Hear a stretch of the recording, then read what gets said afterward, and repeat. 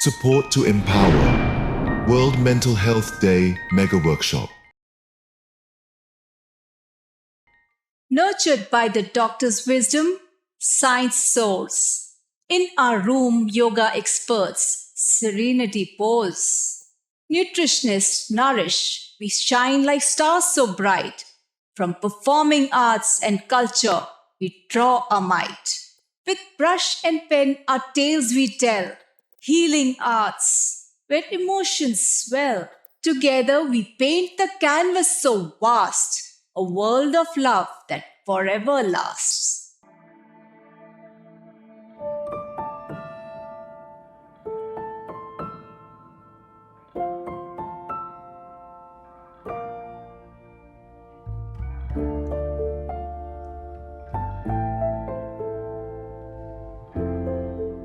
Support to Empower World Mental Health Day Mega Workshop. A warm and heartfelt namaste to each one of you as we gather here today, not merely as attendees, but as a beautiful tapestry of the HealThyRam Nirmay Bharat community, a family united in our pursuit of holistic well-being and bound by the thread of care and compassion. Let's start with a prayer, a mantra.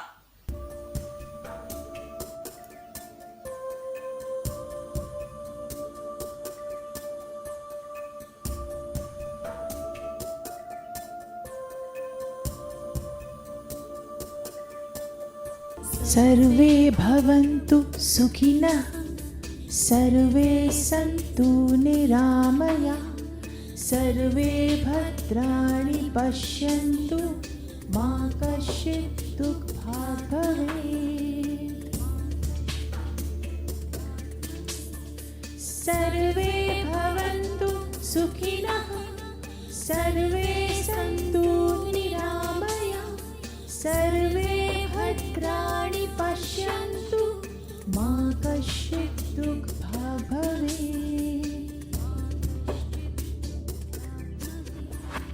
ॐ शान्ति शान्तिः ॐ शान्ति शान्तिः शान्तिः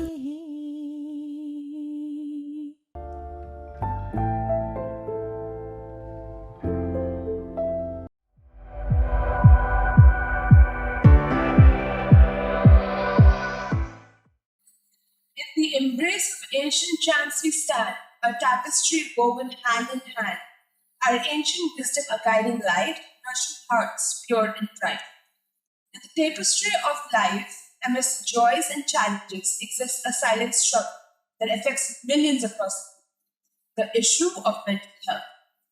As we gather here today, we are reminded of the profound impact it has on individuals, families, and communities. The stigma, discrimination, and neglect prevent care and treatment from reaching people with mental disorders, says WHO. And in this vicious cycle of neglect, there is little or no understanding. And where there is no understanding, there is neglect. Even the caretakers, the family members, and the society as a whole is impacted. In this context, we have joining us in our studio to talk to us Dr. Rohit Verma from the Department of Psychiatry, All India Institute of Medical Sciences, New Delhi, India. Dr. Rohit does research in psychiatry, psychophysiology, brain mapping, brain stimulation, and cognitive neurosciences. He is also developing mobile-based apps for educating, determining, and intervening in mental health issues, the stigma, and ways to remove it. Welcome, Dr. Rohit. Thank you for joining us in this day. I thank you, Geeta, as well as Sangeeta ji, along with the whole team and the whole staff of HealThyRam group there for this wonderful initiative. I wish this wonderful initiative goes to a larger audience so that a larger mass can benefit by this approach. Thank you so much. Thank you so much. Thank you.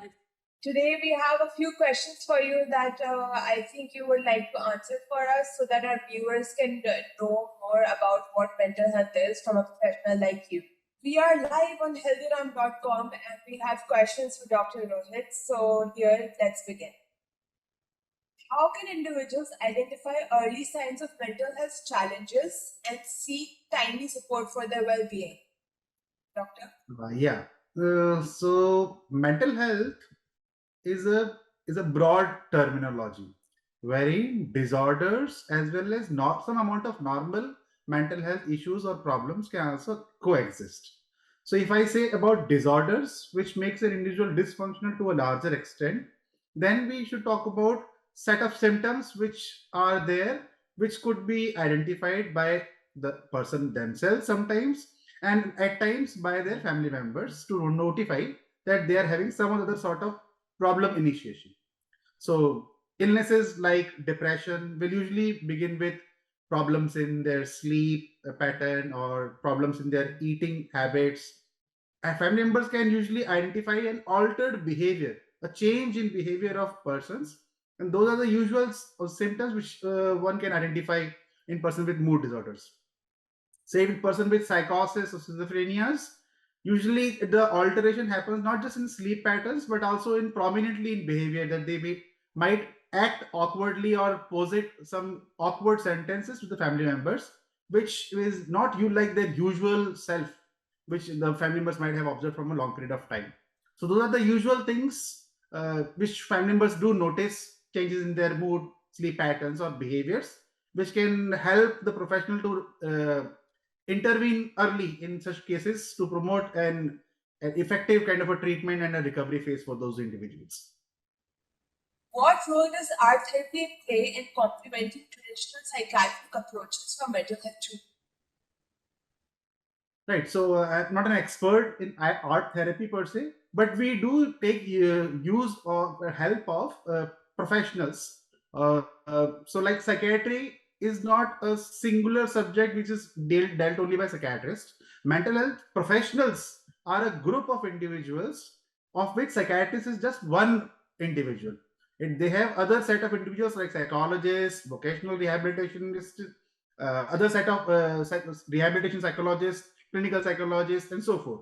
So one of the modality of treatment approach is an art therapy. There is what I understand, and we usually take help of art therapy as an adjunct to the ongoing treatment, which can complement this already existing treatment of medicinal nature or psychotherapeutic nature, and offer some sort of a creative outlet for that person who suffers from mental ailment, and it helps them to process their own emotions in a well nurtured way, ability to express themselves in a much more clearer way. So at the end it helps them to improve their kind of mental as well as emotional well-being. So we do use it as an adjunct to the existing traditional methods of medicine as well as therapy there. Wow. So, how can individuals foster resilience and cope with stressors in today's fast-paced world? Right. So resilience means the ability to handle stress. So one thing that all individuals should likely foster into their own development is promote self-caring nature. More and more that they care about their own self, not just in terms of body's health, but also mind's health. So strategies like performing mindfulness or taking part in such kind of an activities where personal growth is nurtured is one of the major facet for managing stress effectively. Other facet is seeking social supports. So by the help of those around us, we can build on upon our existing coping strategies so that they can have a more positive outcome towards the kind of stresses that we may face on a day-to-day basis in our lives.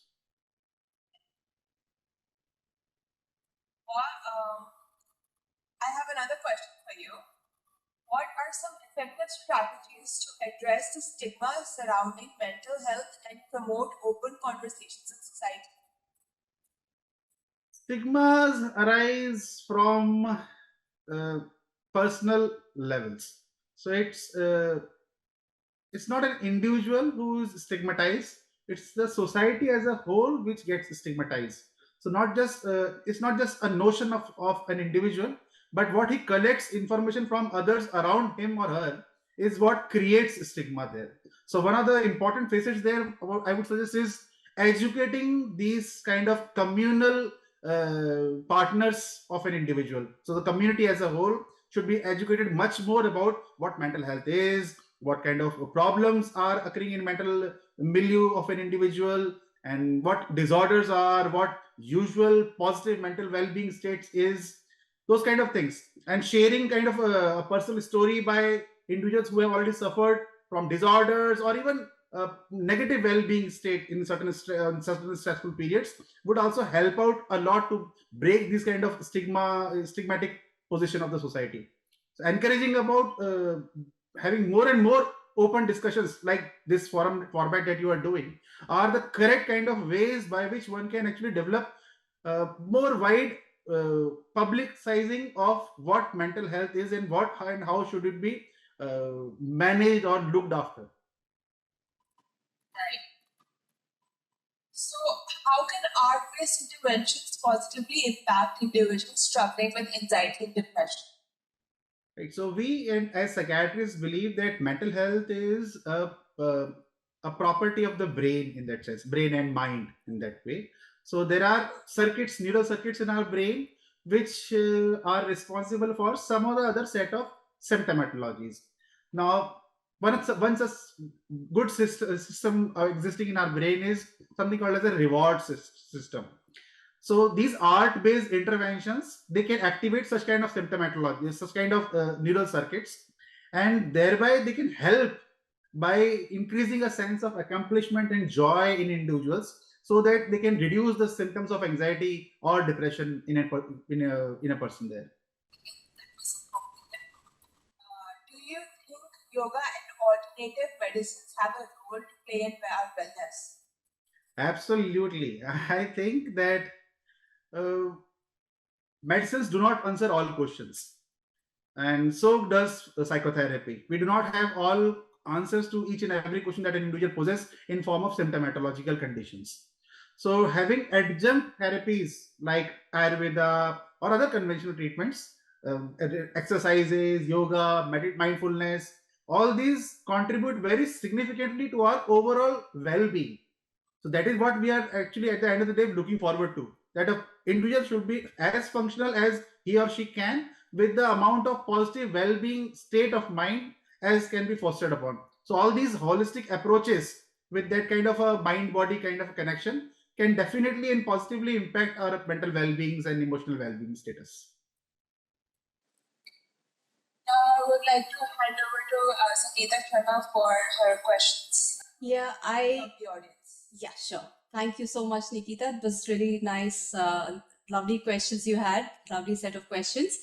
And let me just check. There are some questions which are coming, like Sunil is asking that how long does it take to get off medication, and what are the practices that improve chances to recovery? I think you've partially answered some of the questions, but still briefly, if you could answer that. Right. How long is a difficult question there. In my understanding, in medical science, cure is a tough word there. We have cures for infection. We can have cure to a certain extent for a lot of operative or surgical procedures there. But majority of the illnesses, it's not psychiatric or mental health. It's about all other branches too. A person from hypertension or diabetes, or thyroid, they are supposed to be on treatment for lifetime, because what has now gone wrong inside their body is not from outside, it is emanating from inside. So doctors, they do well in an approach by scientific ways to change that abnormal altered state of bodily function to the way of normalcy that it should have been. So an antihypertensive medicine makes an hypertensive individual normotensive. Anti-diabetic medication makes a diabetic individual normoglycemic. Individuals who have altered blood pressure levels, high blood pressure levels, when taken medications which are called as antihypertensives, Okay. their BP becomes normal. Sure. till the time that they continue on medications. If they So stop their basically, we're medication, managing the symptoms, is what you're manage the saying. symptoms well done, because we do not know how the etiology or the cause of that thing has been. Whether it is genes, whether it environment affecting the genes, whether both of them relating to each other and then manifesting into a symptom pattern. That answer to that question is not available in science as of now for majority of the states. So we Sure. try to manage symptoms as well as we can with the available evidence of that science has brought upon. Fair enough, I think. So I'll move on to the next question. That is from Mansi. And she's saying, if you are living with a family that you can't share your heart with, and you don't have anyone around, like a friend or something, to share your things with, so how should people my age? I think she's from a picture, she's looking like around 16, 17 or 18 maybe. How do they, my age, deal with this? How do people of my age deal with this? So parents and relatives are someone which are gifted to us by birth. Yeah. Friends are something that we can uh, find in our lives. Yeah, from what she's saying, it seems that she's probably not having friends either right now. So she That is doesn't have some, anybody to share her heart with. maybe that is some area that she should be looking forward to.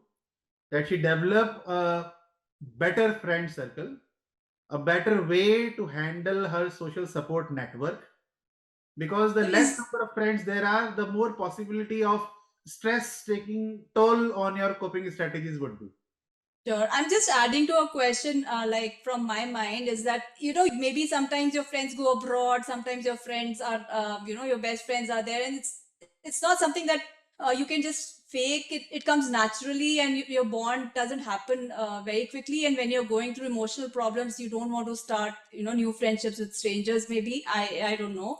And is there any way to help people cope better with their own environment, and in the you can't change your environment, but is there a way that So you can? that is where I think that the role of these adjunct therapies come in. So these Yeah. kind of art therapies, having a group involvement into maybe yoga or relaxation exercises group, is a very wonderful initiative by Nikita and yourself. And I am wholeheartedly there for you. And I would suggest all the viewers there to spread the knowledge and understanding that art therapy and such kind of holistic approaches are meant for a more better well-being states, which Yeah. just simply following traditional approaches might not occur.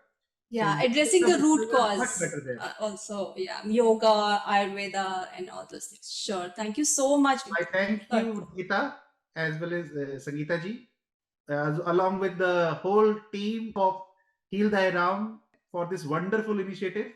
I wish this wonderful initiative goes to a larger audience so that a larger mass can benefit by this approach. Thank you Thank, so much. thank you. We indeed feel very blessed to receive this heartwarming support and guidance from Dr. Rohit. And now we request Mr. Venkatesh joining us from our studio to proceed with his discussion with the esteemed guest, Dr. Manchanda, on the topic of homeopathy.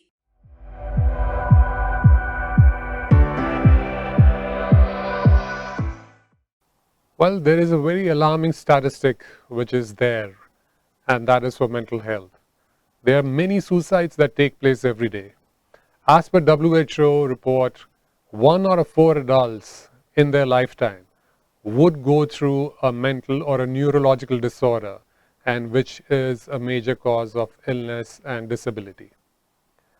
Well, today we are celebrating World Mental Health Day, and it's extremely important to understand mental health and its implications. Often we do not realize what's going on within the confines of our minds, or anybody's mind for that matter. Physical ailments, easy to see, easy to diagnose, and you can relate and empathize or even understand what the person is going through. But many times it so happens that even the person who's undergoing a mental health issue or a challenge is not aware of what really is going on. And it's extremely important to understand mental health and the importance of mental health that it has in our daily lives. So today, on this journey, we would be looking at the integrated relationship between homeopathy and mental health. And to guide us and shed some more light on this in our studio today, we are very fortunate to have with us the former Director General of Central Council of Research for Homeopathy, Government of India, Dr. Manchanda. Welcome to the studio. And he's of course held many the posts and positions. Also was the former Director of Department of Ayush with Government of Delhi, India again. So welcome Dr. Manchanda to the show. Namaskar. So first up, we dive in my first question, and most of the viewers and audience would also have, is what is homeopathy? If you can explain briefly, and how does it relate to mental health? Homeopathy is a unique system of medicine that treats patients holistically. Holistically means that for the treatment and management of, as a matter of fact, any disease, you have to consider mental state of the patient as well as his physical symptoms. Homeopathy believes that every disease, even if it is any physical disease, somewhere start from thinking. Right. So homeopathy has a very close relation with mental health. In homeopathy, we believe that if we are able to address mental health in any patient, his all physical problems will also eventually disappear, will also be cured. So Right. when we treat patient with homeopathic remedies, we consider that remedy that covers not only the physical problem, but mental state of the patient. And this is the reason you might have seen that whenever anybody goes to homeopathic doctor, he beside taking care of his physical symptoms, his physical you can say diagnosis, his investigations and all other things, whatever is required according to for the management of the case, he also takes interest in understanding the mental state of the patient. Right. What kind of mental state, how patient is responding, what patient is thinking about his physical condition, and what are his circumstances, his familial circumstances, all these things are taken into account. So homeopathy per se treats a patient holistically, wherein mental health is a very, very important ingredient. Right. Very rightly said. So how do the homeopathic remedies differ from medical conventional medicines or medications when treating mental health disorders? Actually, in homeopathy, we divide mental health disorders in different groups. I'll just tell you, not going into too much philosophical Right. details, I will just tell you that there are certain mental conditions which are as a reaction to some of the temporary circumstances. And there are others which are more chronic in nature and are somewhere genetic in nature. And then there are certain mental diseases or symptoms which are related to some physical illness. And there are certain physical illnesses also, like peptic ulcer, like many, which are psychosomatic in nature. Right. Irritable bowel syndrome, psychosomatic in nature. So homeopathy treats all these groups of disorders very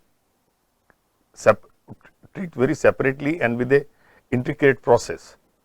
When we come to homeopathic remedies, these remedies are different from the conventional remedies because number one, they are diluted medicines, where safety of the medicine is absolutely assured.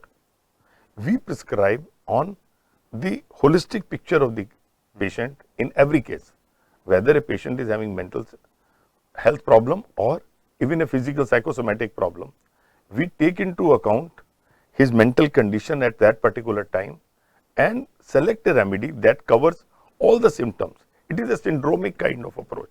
Right. And these medicines are, because they are highly diluted, they are having no side effects and stimulate body's own defense system that treats the patient, that addresses the symptoms of the patient and treats him not only his physical condition but also the mental health at the same time. In that case, I would just like to say that homeopathy is very close to what the WHO definition of health is concerned, that you have not only to consider that whether there is a physical symptoms or not, Right. but you have to take into account the physical, mental as well as social well-being of the patient. Right. So homeopathy covers all these things very comprehensively, and our remedies are in a very diluted form, so they are absolutely safe. Very interesting, very right. Of course, overall holistic health includes, as you said, physical, mental, emotional, social, everything. And so many times it is that your ailments also can cause you mental stress. Absolutely. Just the fact that, I have something broken, or as you rightly say, any other disease, and which causes stress and anxiety to the patient, which further aggravates conditions and situations. So when you take homeopathy, all these anxieties and all those stresses all are taken care of by the medicine as well Right. as by the counseling that doctor gives while doing case taking. So this is also very important part Yes. of I know homeopathy. I've personally, of course, been fortunate enough to have, I would say, healed with homeopathy, certain, ailments and things which I won't say that conventional medicine does not address it, but then again, a holistic approach of combining, different modalities, I think that works the best. Absolutely. So I absolutely can relate to that. So are there any specific, homeopathic remedies which, are recommended for, say, mental health issues, or is it something? It's everything is very, very specific. No, I think in homeopathy the remedies are very specific, but there are still certain biochemic remedies. Right. Like people, I have seen people for relaxing, they take Califos, biochemic remedies. But if we have to use, which is biochemic, I often consider as a sister concern of homeopathy, Okay. because they are biochemical salts. If you take these medicine even for long run, they are non-habit forming. They are absolutely safe, and that gives you relaxation. So, So, people often use Califos, Yeah. 5-Fos for mental health issues. Right. So just for the benefit of viewers, when you say the salt-based and homeopathy, just quickly, if you could differentiate between so that they can understand, what. No, I'll tell you. In homeopathy, one is that you have to take a comprehensive symptomatic approach, wherein Right. you select 1 or 2 remedies according to the individual.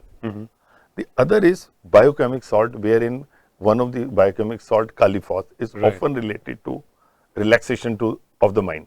So whenever you will find any homeopathic combination on any homeopathic drug, they often contain this remedy. But there are other herbal remedies also, which are used in different potencies in homeopathy for giving that kind of relaxation. Okay, fantastic. But those are very specific to the person, and that are required to be done by that exercise of selecting that medicine has to be done by a qualified homeopathic doctor who understand all the syndromic approach of homeopathy. I think that's a very important point too, because often you find, since many of these, homeopathic medicines are available over the counter, so people read and start, prescribing themselves or doing, the self-medication in a way, and then obviously that could lead to some confusion, complications, etc. So always please consult, health practitioner, a qualified homeopath, and before taking any medications, while they are available over the counter, but for chronic, that's always advised. And of course, let me remind all the viewers that you can consult wellness experts on HealThyRam.com for holistic wellness of the body, mind, and soul. That's the whole purpose of this channel and the platform as well. All right, so the next question, very important is, research-based. Everybody keeps talking about, what's the research that's gone into it. Pharma, of course, modern medicine, as we know, there's a lot of research and everything going into it. So what kind of research has been conducted on the efficacy of homeopathy per se, in treating mental health conditions in particular? I'll tell you, homeopathy right from beginning is a very well researched system, Right. wherein all the experiments are being done on human beings, because medicines are used in diluted doses, they are safe, and they can easily be tested on human beings. This is the first fundamental issue of homeopathy. Unlike modern medicine, modern. they do first on animals. First, yes, trials, now mostly. in even homeopathy, we are doing some Okay. reverse pharmacology on animals, but Okay. primarily homeopathy, we have, you can say, millions of symptoms related to mind and body, Right. where different drugs have been experimented by different people. Now all those things are available in the form of materia medicas and in the form of repertory. And these repertories are, this data has already been computerized. So whenever we use any medicine on a patient, we can refer to this computerized data where experiences of doctors and where lot many symptoms of the patient, those who have been improved with homeopathy, are available readily to the doctors. And this is one aspect of thing which we often say, that opinion of the doctors, and where lot many case reports, case studies are available. This is one aspect. Then comes, there are many observational studies in homeopathy where a group of depression patients were treated by a group of homeopathic remedies by different groups of patients. So those many publications are there. Here I would just like to quote one epidemiological study that was published in France, where they have shown that people, those who are integrating homeopathy in their life, or doctors, those who are giving their patients homeopathy as an add-on to their conventional practice, they are using less doses of antidepressant in their practice. Their patients are using less doses of using less sleeping pills in their practice. So these kind of epidemiological studies are very important. Besides this, there are even randomized control trials also of late. And some of the systematic reviews, they have shown that homeopathy have a positive inclination towards in depression, in certain other diseases where you can very well, data is available with us. I think that's very important, because otherwise it is, so that there isn't enough evidence-based, medicine, as they call. Many times there's controversies been there that homeopathy is, treated that way. So is Ayurveda. About controversies, I would like to say that if you want to see the controversial side of thing, you can see controversial side of anything nowadays. Totally. Nowadays. But in homeopathy, there is a huge amount of data. Experience of last 200 years is available. And homeopathy right from beginning is being practiced by medical doctors. Hahnemann himself, who discovered homeopathy, was a conventional doctor. So they were keeping records of those kind of things. Now it is a different matter. Now we want to see everything with the prism of randomized control trial. Even in homeopathy, we have few randomized control trials in depression, in menopausal disorders, in many other diseases where positive outcomes are there. But the data that practitioners still realize are mostly observational studies over a period of time, and these are nicely recorded studies. And this data is still now being enriched by, there are certain now, you can say, digital platform where doctors are still sharing their positive outcomes. And now that is helping us to further refine the already available conventional data or traditional data of homeopathy. Very interesting. I think that should also, give more insight. I think the very valuable insights that we're getting to hear from you today. A fantastic opportunity for all the viewers as well to get more insights into how homeopathy actually works, and in particular to mental health issues. So, another question that I have, and I'm sure a lot of viewers would be able to resonate with it as well, is how do patients typically respond to homeopathic treatments, and especially for mental health, and are there any side effects? Like you've been talking about it, they're very, since highly diluted, not side effects. In homeopathy, I'll tell you, a doctor sees response first at mental health level. So even if we are treating any patient with a physical illness, we first focus what is his mental state, whether that has that is improving or not. So homeopathy, whenever anybody takes homeopathy, his mental health is already maintained. It is already. So whenever we treat any patient, we see how his mental health is, how his general conditions are, and then we see what is happening to his physical, you can say, a physical illness for which a patient has come. So that aspect is taken care of. As regards side effects are concerned, as I told you, that it is sometimes possible that if our selection of homeopathic remedy is not that much accurate, there may be less effect.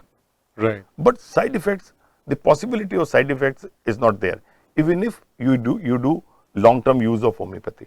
This is the advantage of homeopathy, because our medicines are relatively used in non-toxic doses. So you can use even for a long time.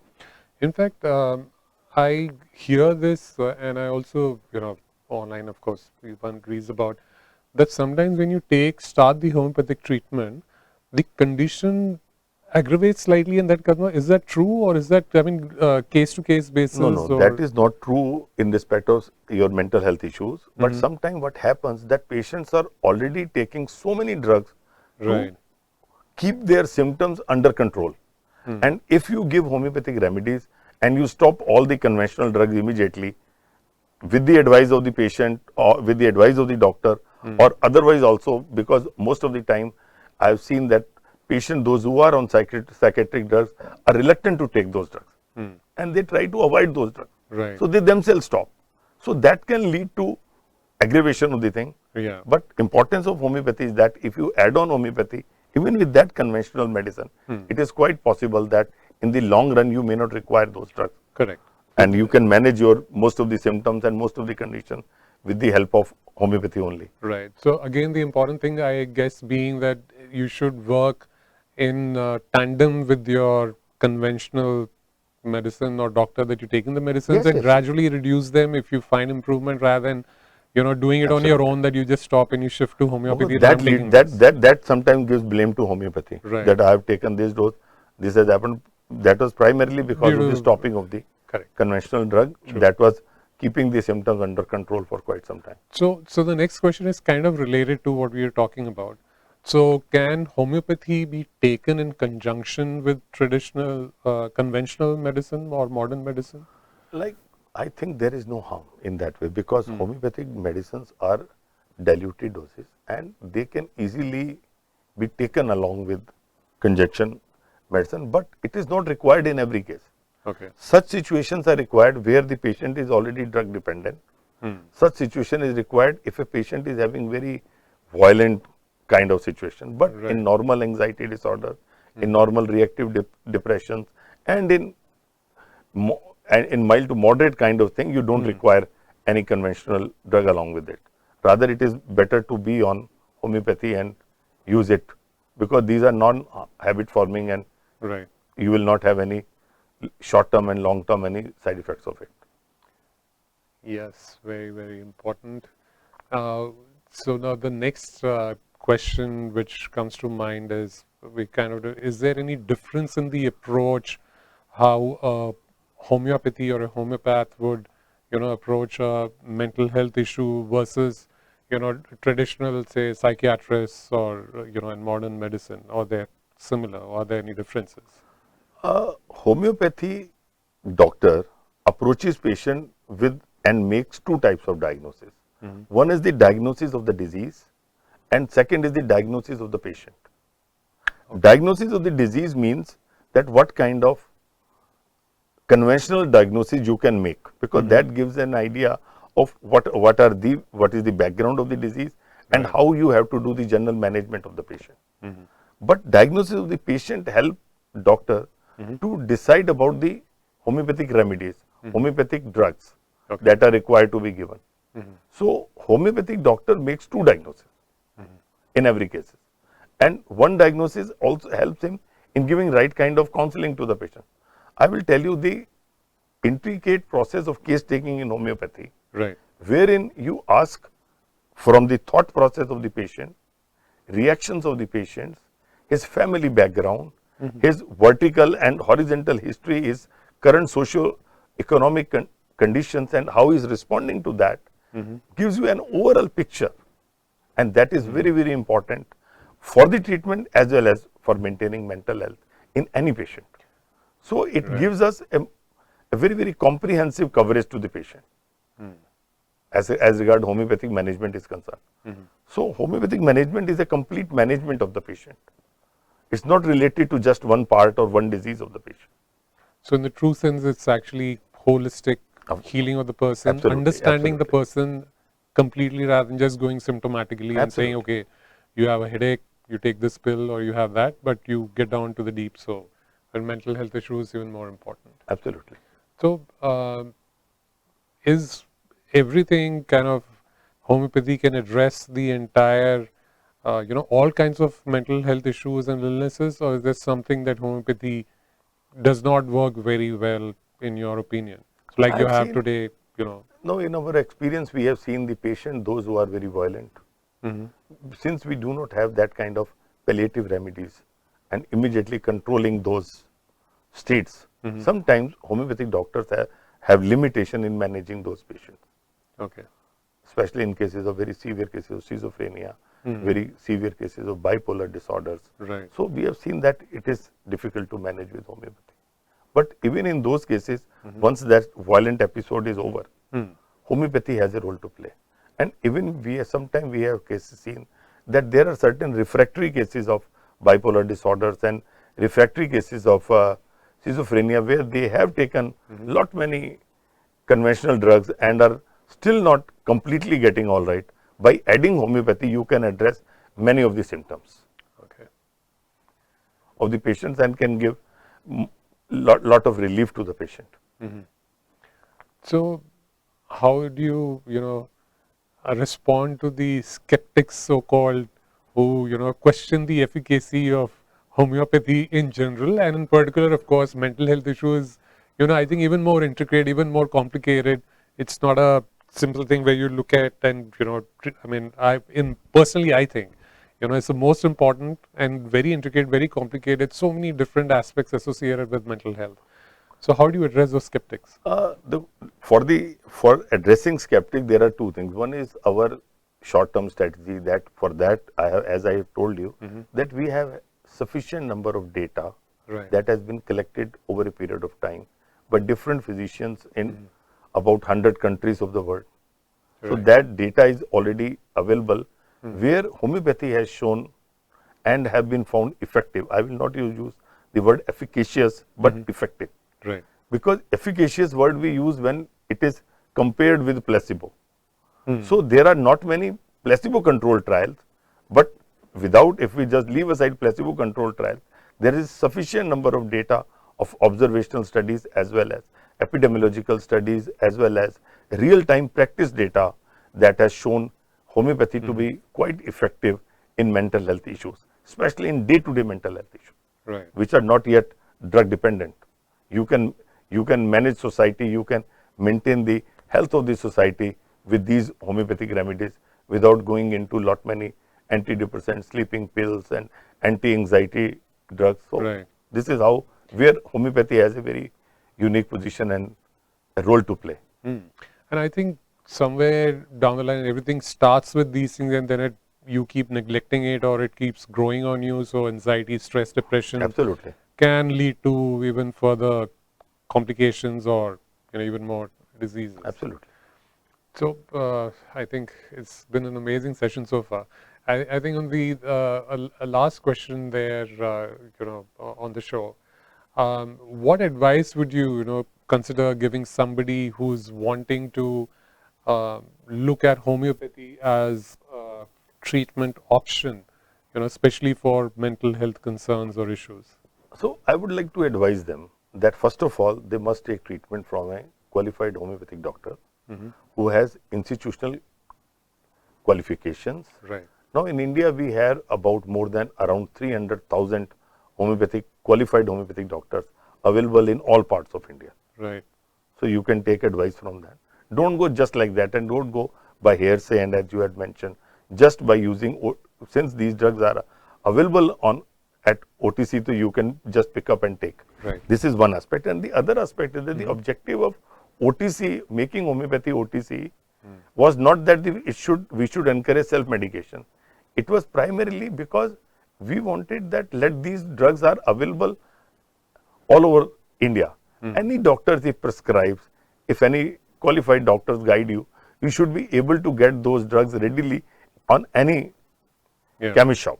So this is how these drugs are OTC. This is one aspect of the thing. And the other is that try to adopt homeopathy as a first line of treatment whenever a mental health issue comes. Because homeopathy treats mind as a primary object. Right. So you can be even saved in the long run in developing any type of mental illnesses also if you use homeopathy not only for mental health, even for your day-to-day physical problems. So homeopathy believes like mind, body, soul. Homeopathy do believe that there is a mind, body and soul, and we need to heal soul, and that can only be healed if we take into account the mental state as well as physical state of the patient. So we use mental and physical state for the treatment of the soul and whole body. This is how it is holistic system. Fantastic. I think it's been an amazing session. I'm sure the viewers have also been enriched, with your insights and the expert advice that you've given. So extremely important today's day, and not just today. I think every day should be a mental health day, because it all starts in the mind. If you have a sound mind, you can take sound decisions. You can understand what's going on with you and even around you.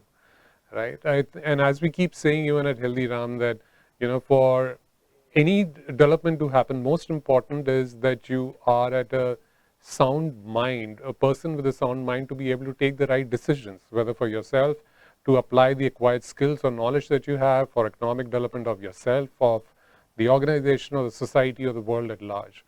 And please do not neglect mental health. Take it very, seriously. At the same time, be joyful, be cheerful, and do not take unnecessary stress, anxiety, because it all starts there, and it applies to all ages. Very important to have your me time, very important for you to unwind rather than, constantly being on the run and keeping your mind always occupied with something. Just sit down, relax, enjoy your music, your cup of tea, just enjoy looking at nature, being with nature, all small little things that go into de-stressing yourself. And as Dr. Manchanda rightly said, if you can detect and start early, and that will help in going a long way in avoiding complicated mental health issues down the line. So with that, take care of yourself. Thank you so much, Dr. Manchanda, Thank you dropping for by this the studio. opportunity. Yeah, it's a and pleasure. Take care of yourself, your mental health as well as your physical health. Absolutely. And of course, you all know, if you need any expert advice, on holistic wellness, please do consult our wellness experts at HealThyRam.com. And if you like the content, what we're bringing to you, please like, share, and subscribe, and spread the word, and spread the joys. Keep smiling, stay healthy, stay happy. Until next time, we'll see you soon.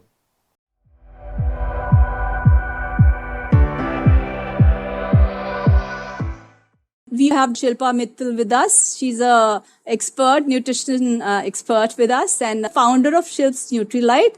Welcome, Shilpa. Welcome on HealThyRam. We are doing this concept to bring about wellness of the body, mind, and soul. And welcome so much for joining us, our initiative. And we would like you to say a few words about our initiative before I start asking you questions. So what do you think about our initiatives, and a few words on that?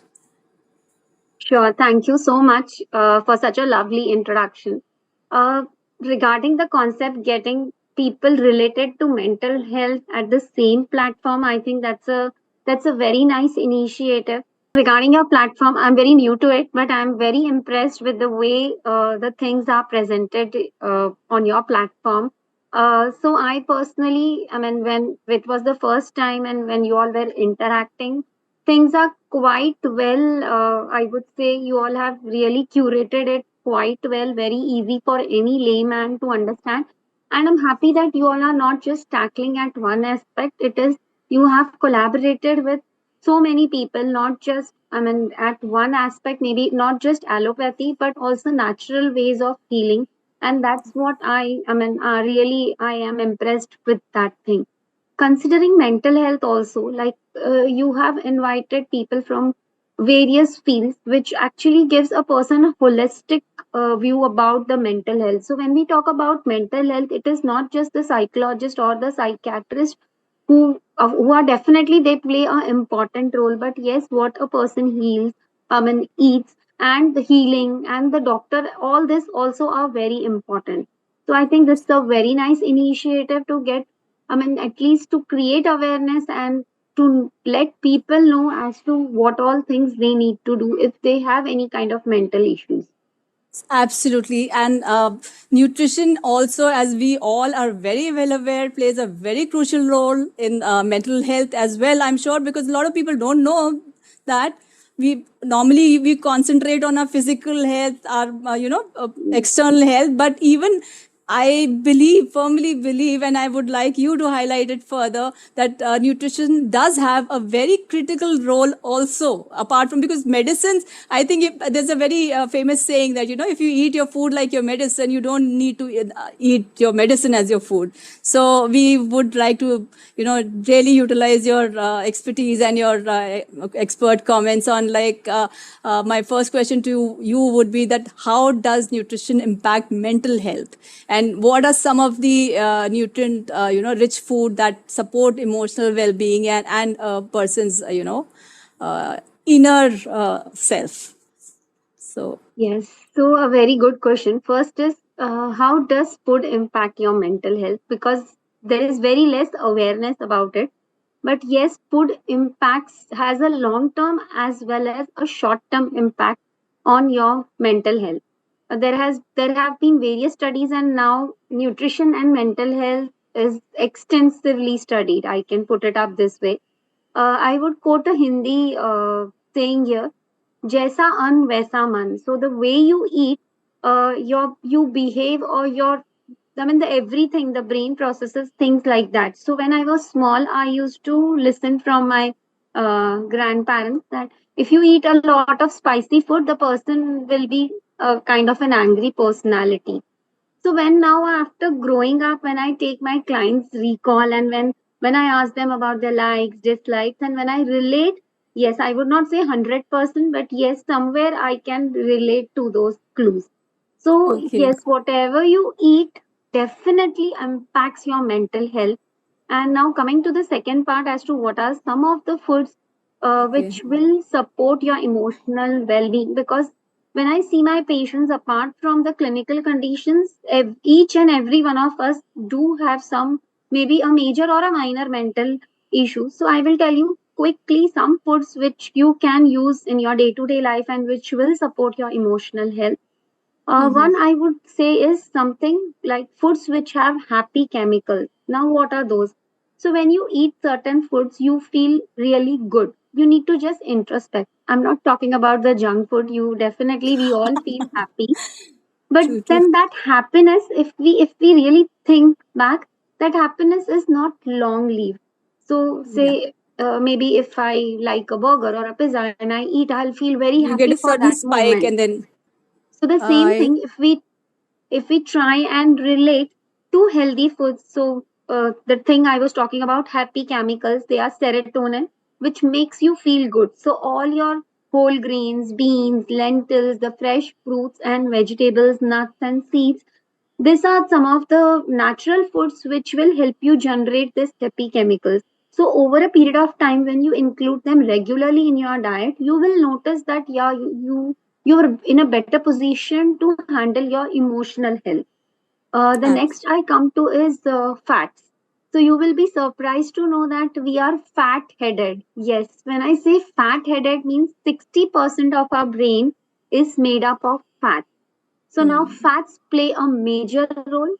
So a person on a diet who's cut down on fat, you can never expect the person's mood to be really good. So if you and come you across see a a lot of person, people wanting to avoid ghee. Nahi, nahi, nahi, ghee nahi khana. So that's not correct. That yes. sure, So sure, 60%, so I would not say कि आपकी diet आप change कर लो and majority fats, but yes, whatever fat allowance is there for you, वो कोशिश कीजिए कि good fat से आ रहा है. So what healthy are good fats. fats? Yeah, they are omega 3 basically. That's what the brain cell membranes and everything are made up of. So it is basically your walnuts, your almonds, your flax seeds, and if you eat non-vegetarian food, then fatty fishes like salmon, mackerel, tuna, all this have abundant of good fats. So try and include them in your diet. The next is fruits and vegetables. Now, fruits and vegetables are very important because they give you antioxidants.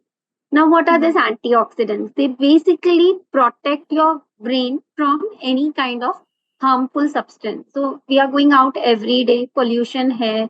There are so many things around. So we create a lot of pollutants or toxins enter in our body, and these fruits and vegetables are able to neutralize them ताकि हमारे brain पे ज़्यादा damage नहीं हो. So that is other thing. Then we have something called probiotics, which are generally found in fermented foods and they are good bacteria. So if your gut is healthy, your brain will definitely or your mind will automatically be healthy. And we will look into it further also. The next is magnesium rich food. So magnesium is not so much talked about nutrients, but yes, lot of studies have shown that, I mean, even Very I deal important. with yes, a lot of mental health patients when I supplement them because maybe for a normal person who doesn't have a major mental issue, just including foods rich in magnesium will help. But when some people with actual mental issues come to me, I have to at times supplement them with magnesium, and I have found tremendous improvement in their mental health. So they are very easy to get. Just have a handful of nuts or include some kind of green leafy vegetables at least 3 to 4 times in a week. And you are good to go with magnesium. The next is carbs. So carbs बुरा है नहीं ये हमें हमेशा लगता है carbs is bad. But brain Overdo. needs carbs also. Yes. Yeah. So brain बिना carbs के नहीं चलेगा आपको because whatever you eat gets converted into glucose and that only can be utilized by brain. वो प्रोटीन जो भी आप खा रहे हो सब ग्लूकोज में कन्वर्ट होके ही ब्रेन को जाता है. So now we talk about carbs which are primary source of glucose. So carbs have to be complex. When I say complex means जहाँ पे उसके साथ fiber हो. So all your jawar, bajra, the millets category basically, which are rich in fibers. So if you eat those, they give you energy slow and steadily. एक साथ झटका दे के energy increase हो गई and Spike नहीं होगा. फटाफट drop. Right, that doesn't happen. So always remember to have good carbs. And last but not least is water. So water plays a very important Very role. important. Even, I mean, you can relate. If the day you drink less water, आप थोड़ा cranky हो सकते हो. Because water is something which helps in moving around of the nutrients, transportation, lot of functions the water does. So very important to have a good water intake. So basically connecting more to nature, natural foods is something जो आपके emotional health के लिए आपको help करेगा. And yes, not to forget less of sugar related food, especially the bakery items, आपके मिठाई and stuff like that. And yes, if you drink too much of caffeine or alcohol, even that is going to affect your emotional health. Because again जैसे हमने spike की बात की सो may be you're tired और या आपको ज्यादा work करना है so you have cups and cups of coffee that is going to definitely make you feel good, it will keep you awake, but जो damage brain को हो रहा है you will not be in a position to even see the damage that is happening. So try and avoid caffeine related products, especially don't overdo it basically. Thank you so much. I Right. wanted you to tell us, explain a little bit about like how is the gut and brain connected and what is that concept and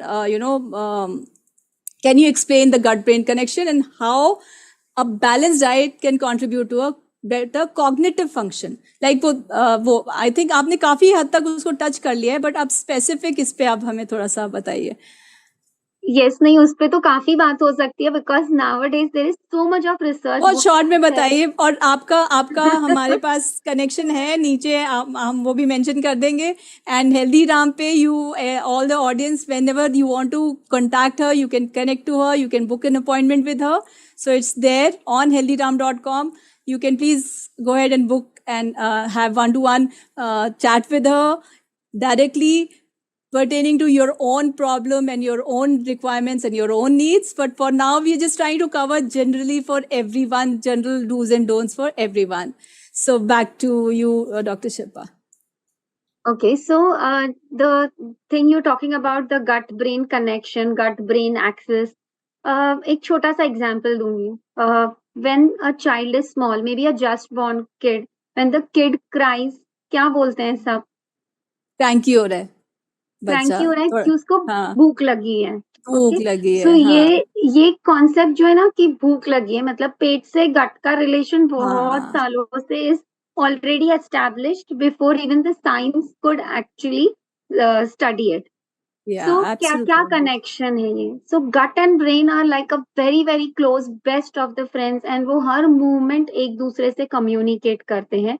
और बहुत interesting है कि how do they communicate. So in the gut there is another small brain जिसे कहा जाता है enteric nervous system. And this nervous system communicates or sends messages to the brain through a highway, जिसे हम vagus nerve कहेंगे. So these are in the form of text messages जिनको कुछ seconds ही लगते हैं. So how is the gut feeling is conveyed to the brain through this simple, I mean I've tried to simplify it through this Absolutely, mechanism. thank you. Yes, absolutely. I So think that yeah, please go ahead. So the moment जैसे आपने कुछ अच्छा खाया means again leave aside the junk food. So the moment you eat as described earlier, all your whole grains, your lentils, your pulses, आपके good fats, fruits and vegetables, the brain feels really, the gut feels happy and so is the brain because जो message जा रहा है वो बहुत अच्छा जा रहा है कि yes, I'm very happy, I'm satisfied. So one is your balanced diet, which is again connected to the nature, less of processed foods, yeah, no processed foods, but everything natural. The next, which I didn't cover in the last point, was microbes. So there is something in our gut, like probiotic, which I covered. So probiotic को मैं और थोड़ा dissect करती हूँ. So probiotics are, they are living microbes in our gut. Now, these microbes are very happy when you give them fiber from fresh fruits and vegetables, more of seasonal.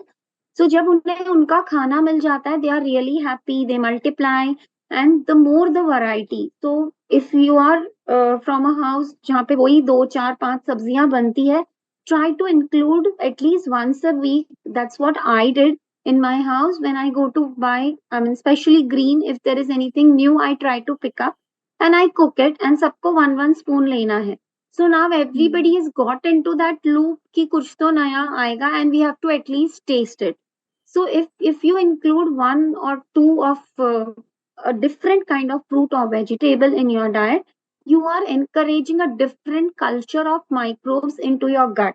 So जितना आप variety दोगे उतने अच्छे microbes आपके gut में grow होंगे and this microbes they definitely give good signals to the brain because they keep our brain, I mean give good signals and they release chemicals which keep the brain healthy. So that helps us in thinking better. And here I will also touch upon the processed foods because processed foods का ज़्यादा खाने से क्या होता है and it has a very bad impact on your brain health. So processed foods आपके body में which we call technically is inflammation. Now what is inflammation? If I need to explain it very simply is suppose आप first floor पे रहते हो और second floor पे birthday party चालू है बच्चे की बहुत धाम धूम हो रहा है how will you feel? For a while it's okay, but if it continues say for 4-5 hours you will really feel very much annoyed. So when I talk about inflammation, that this is something which is going on in your body. So the whole of the body organs are under stress because of whatever changes या आप ठीक से नहीं खा रहे हो. So inflammation particularly in the brain. When you eat all these kinds of processed foods, high salt, high sugar and all the high fat specifically और आप packaged foods ले लीजिए सारा junk category. So ये क्या करता है basically this makes our brain the thinking थोड़ा foggy हो जाता है हमारा sharpness भी इससे कम हो सकता है. एंड नेक्स्ट जैसे मैंने कॉम्प्लेक्स कार्ब्स की बात की थी तो sugar fluctuation is something you need to take care of अगर आपको गट और ब्रेन को हैप्पी रखना है तो if there is too much of sugar fluctuation you can observe also in people with diabetes अगर उनका शुगर तो they become very irritated anxious so sugars is what you need to manage and last but not least is water. So water हमारे brain के लिए एक cooling का काम करता है आप पीते मुंह से वो गट पे जाता है बट वो एक कूलिंग इफेक्ट आपके ब्रेन को देता है so that also basically helps you I mean your brain to work the best. Sure. Okay. Now I am going to just go back a little bit. You just mentioned about, improvement of the focus, memory, and concentration. And Yes. since this episode is about, also focus more for the corporate, we are just, this particular episode, we are focusing more on the corporate wellness and how because a lot of people around us are also, they've like been in the home and now we want people to come back to work, and globally there is a lot of there is a lot of stress and a lot of brain fog, just as you just mentioned and all that. So now, in the context of corporate, I would like to ask, like, what are the dietary tips that you can offer to enhance focus, memory, and concentration for the, especially the people, office going people. This is going to be applicable for everybody else, all people equally.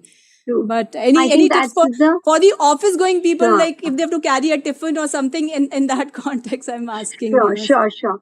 I think Yeah, that's a sure. very relevant question because, yes, as you said, be it not just office going, but be it students also, focus memory is something which we all are looking at in today's world. Yeah, So, apart from what absolutely. I have said earlier about the probiotics, about the whole grains, about the water, good fats, if you want me to specifically categorize how day to day basis a person can take care, the first comes is turmeric.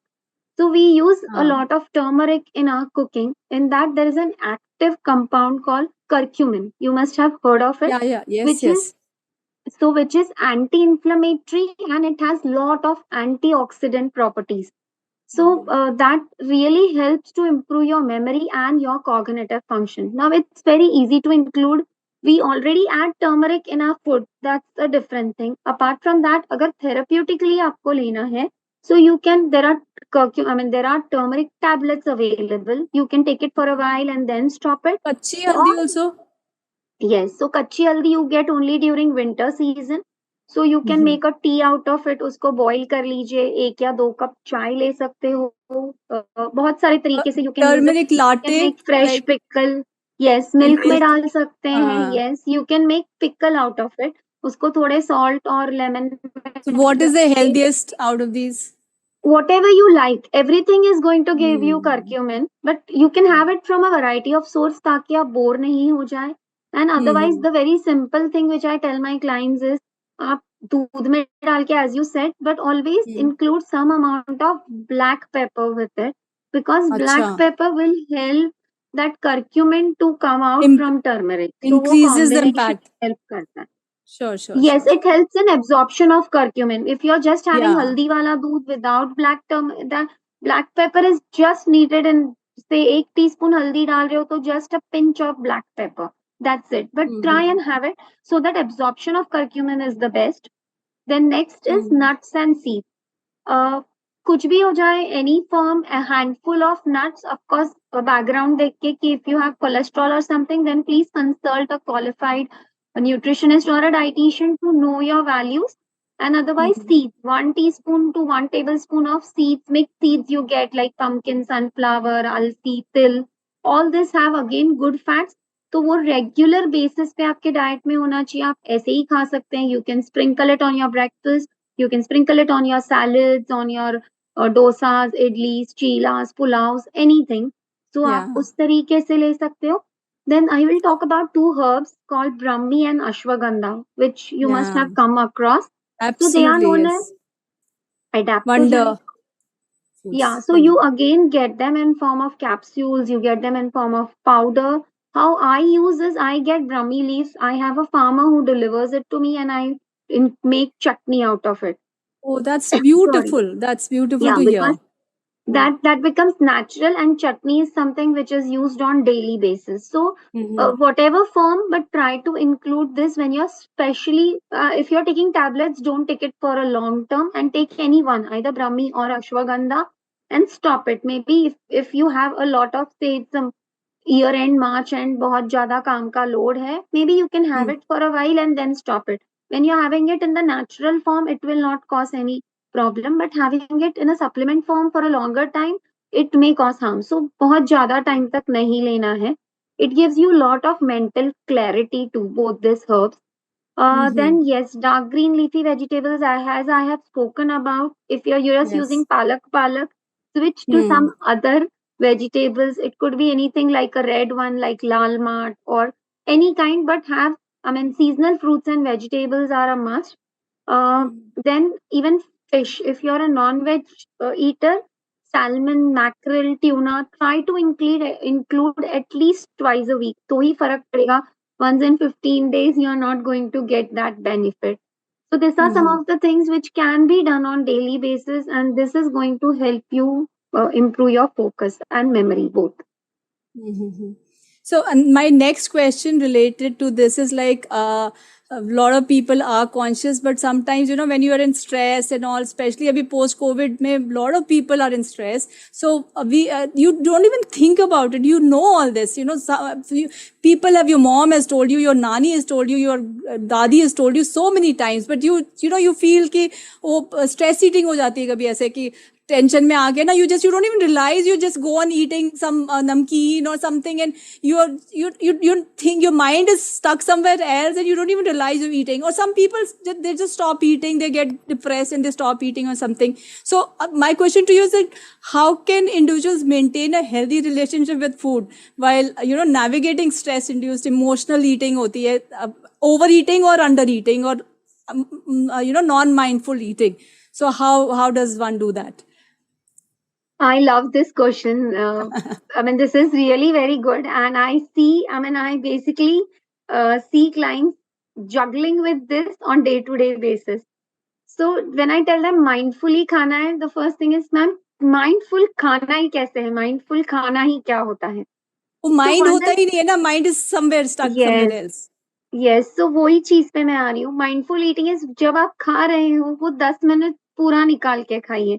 Like just focus on what you're eating. So at times, since this is for a corporate, I think for males, आपकी wife ने tiffin में क्या दिया? I think if I ask you after your lunch also, you may not able to recollect because आपने खाने के लिए ही खाया है. So just take time, whether it is, I mean, for ladies and gents both, take time, take out that 10 minutes, कुछ फर्क नहीं पड़ेगा, but be involved into what you are eating. That's very important. Texture आई क्या think है, that's a taste क्या beautiful tip. है. So because we have somewhere lost it. Even I have teenage daughters, उनका घर पे भी खा रहे होते हैं तो मोबाइल फोन पे कोई ना कोई सीरीज चल रहे होते हैं until we all come and bombard them कि इसको 10 मिनट बाद देखना है. Otherwise even they no don't mobiles. remember. Yes. So same thing at night when dinner, sit as a family, have a good light conversation, because otherwise आप कुछ देख के खा रहे हो तो with kids I'm seeing a lot of overeating, and even with adults, because you're not aware भूख कब लग रही है कब खत्म हो रही है, you that realization is not there. So उसे mindful eating कहेंगे. So that is very very important, and unless you take that first step कि आपको नहीं ये सब गैजेट्स को दूर रख के खाना है, it's not going to work. So that is one thing. The other thing is when you're emotionally stressed, खाने पे फोकस नहीं करना है अगर आप यूजुअली करते हो. So there are other ways. Maybe you talk to a friend, go out and walk, put on your earphones and just निकल जाइए. So maybe read a go for book. A walk. कुछ, yes, gardening करते हो तो थोड़ा plants के बीच में बैठ जाइए. True So anything apart from food आप कर सकते हो. अगर बीच पास में है, so just go out, ताकि आप आई वो विश. उस फेस को आपने टाल दिया. जी Otherwise, if you ji, are at home and सामने कुछ पड़ा है, तो everybody does a wrong binge eating. Eating हो जाएगा. जी, Yes. The other thing absolutely is, true.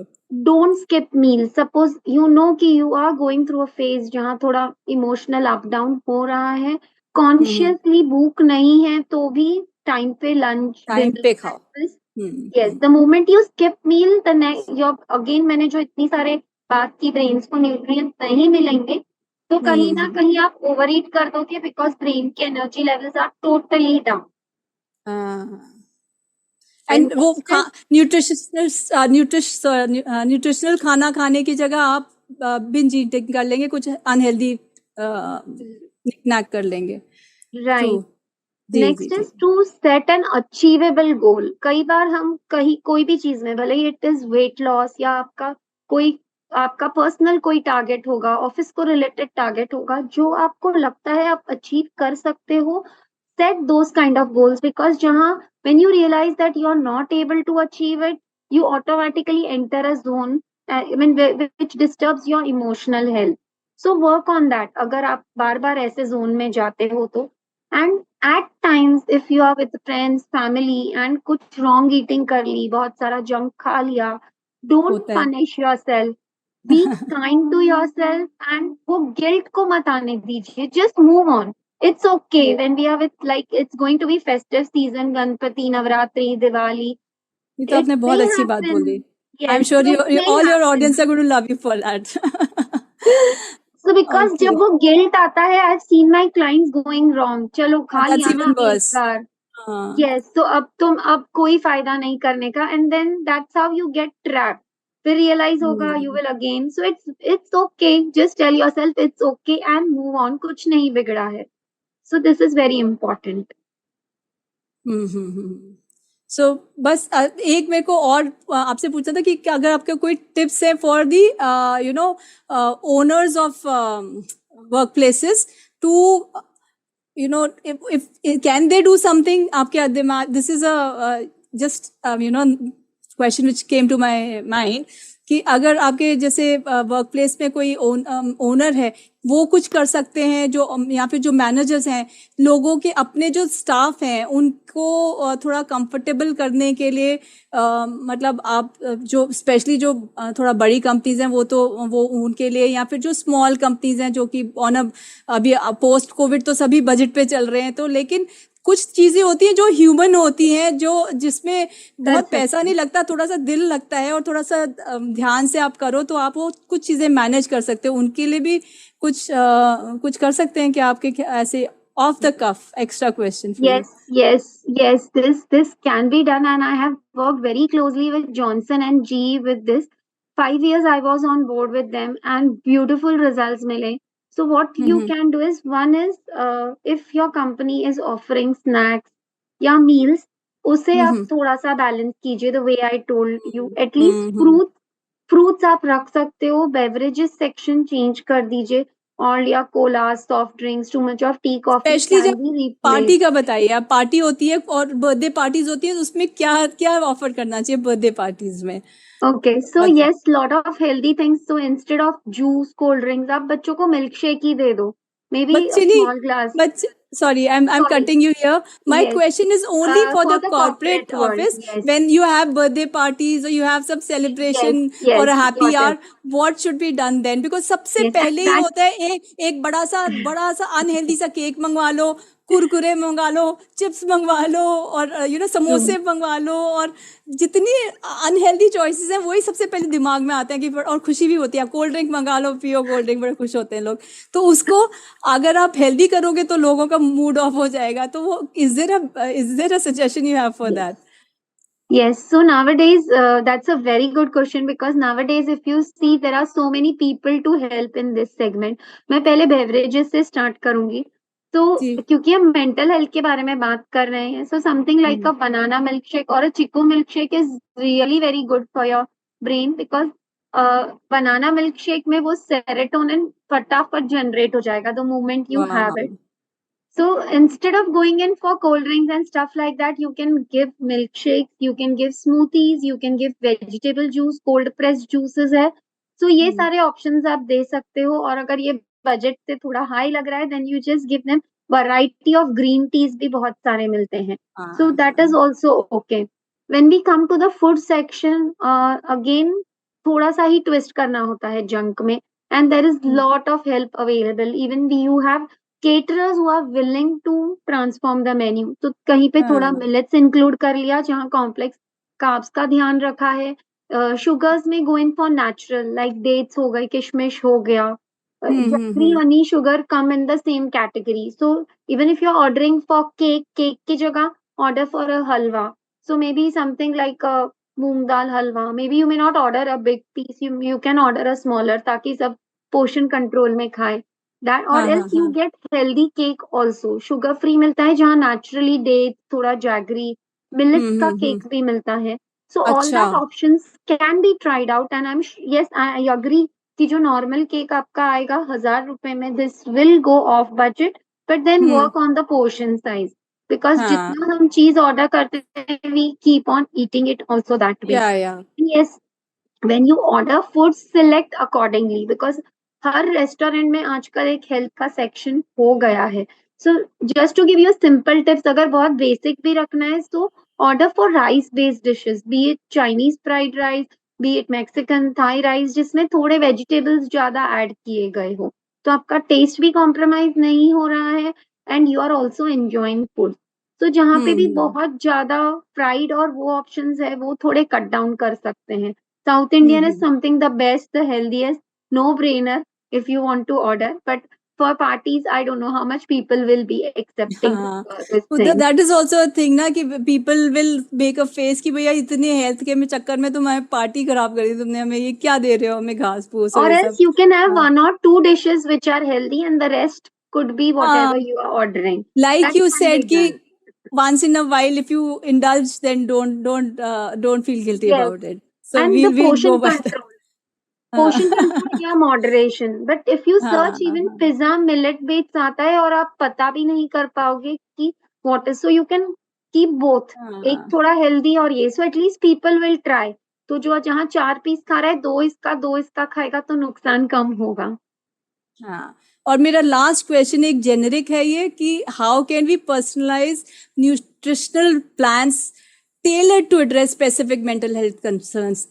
Can you say something on that, on overall well-being of a person who is mentally challenged or that way? Yes, so when it comes to personalization, we require a lot of details. एक तो the medical history, the general history. We also require the person's statistic in terms of height, weight. So weight is very important because if the person is overweight and specifically visceral fat जो हम central obesity कहते हैं, if that is more, जैसे हमने gut और brain की बात की थी, that itself will make your brain very lethargic, very slow to work because जितना fat आपके abdomen के आसपास होगा, it will slow down the working of your stomach and other organs. So that is something we look into. We require a certain amount of blood parameters, the nutrients I was talking about. If they are deficient, हमें उसको ध्यान रखना होगा diet में. We also talk to the family if there is a need. If a person is suffering from mental health issues, because a lot of other factors also count, like cooking में कितना help है, whether the person is eating outside. So yes, all this, what are the person's likes, dislikes, what are the culture, what is cooked at home. Based on all that, we then formulate a diet plan. Yeah. So if somebody has a requirement, they can always contact Dr. Shilpa, and you have the link in the description. So thank you so much, Dr. Shilpa.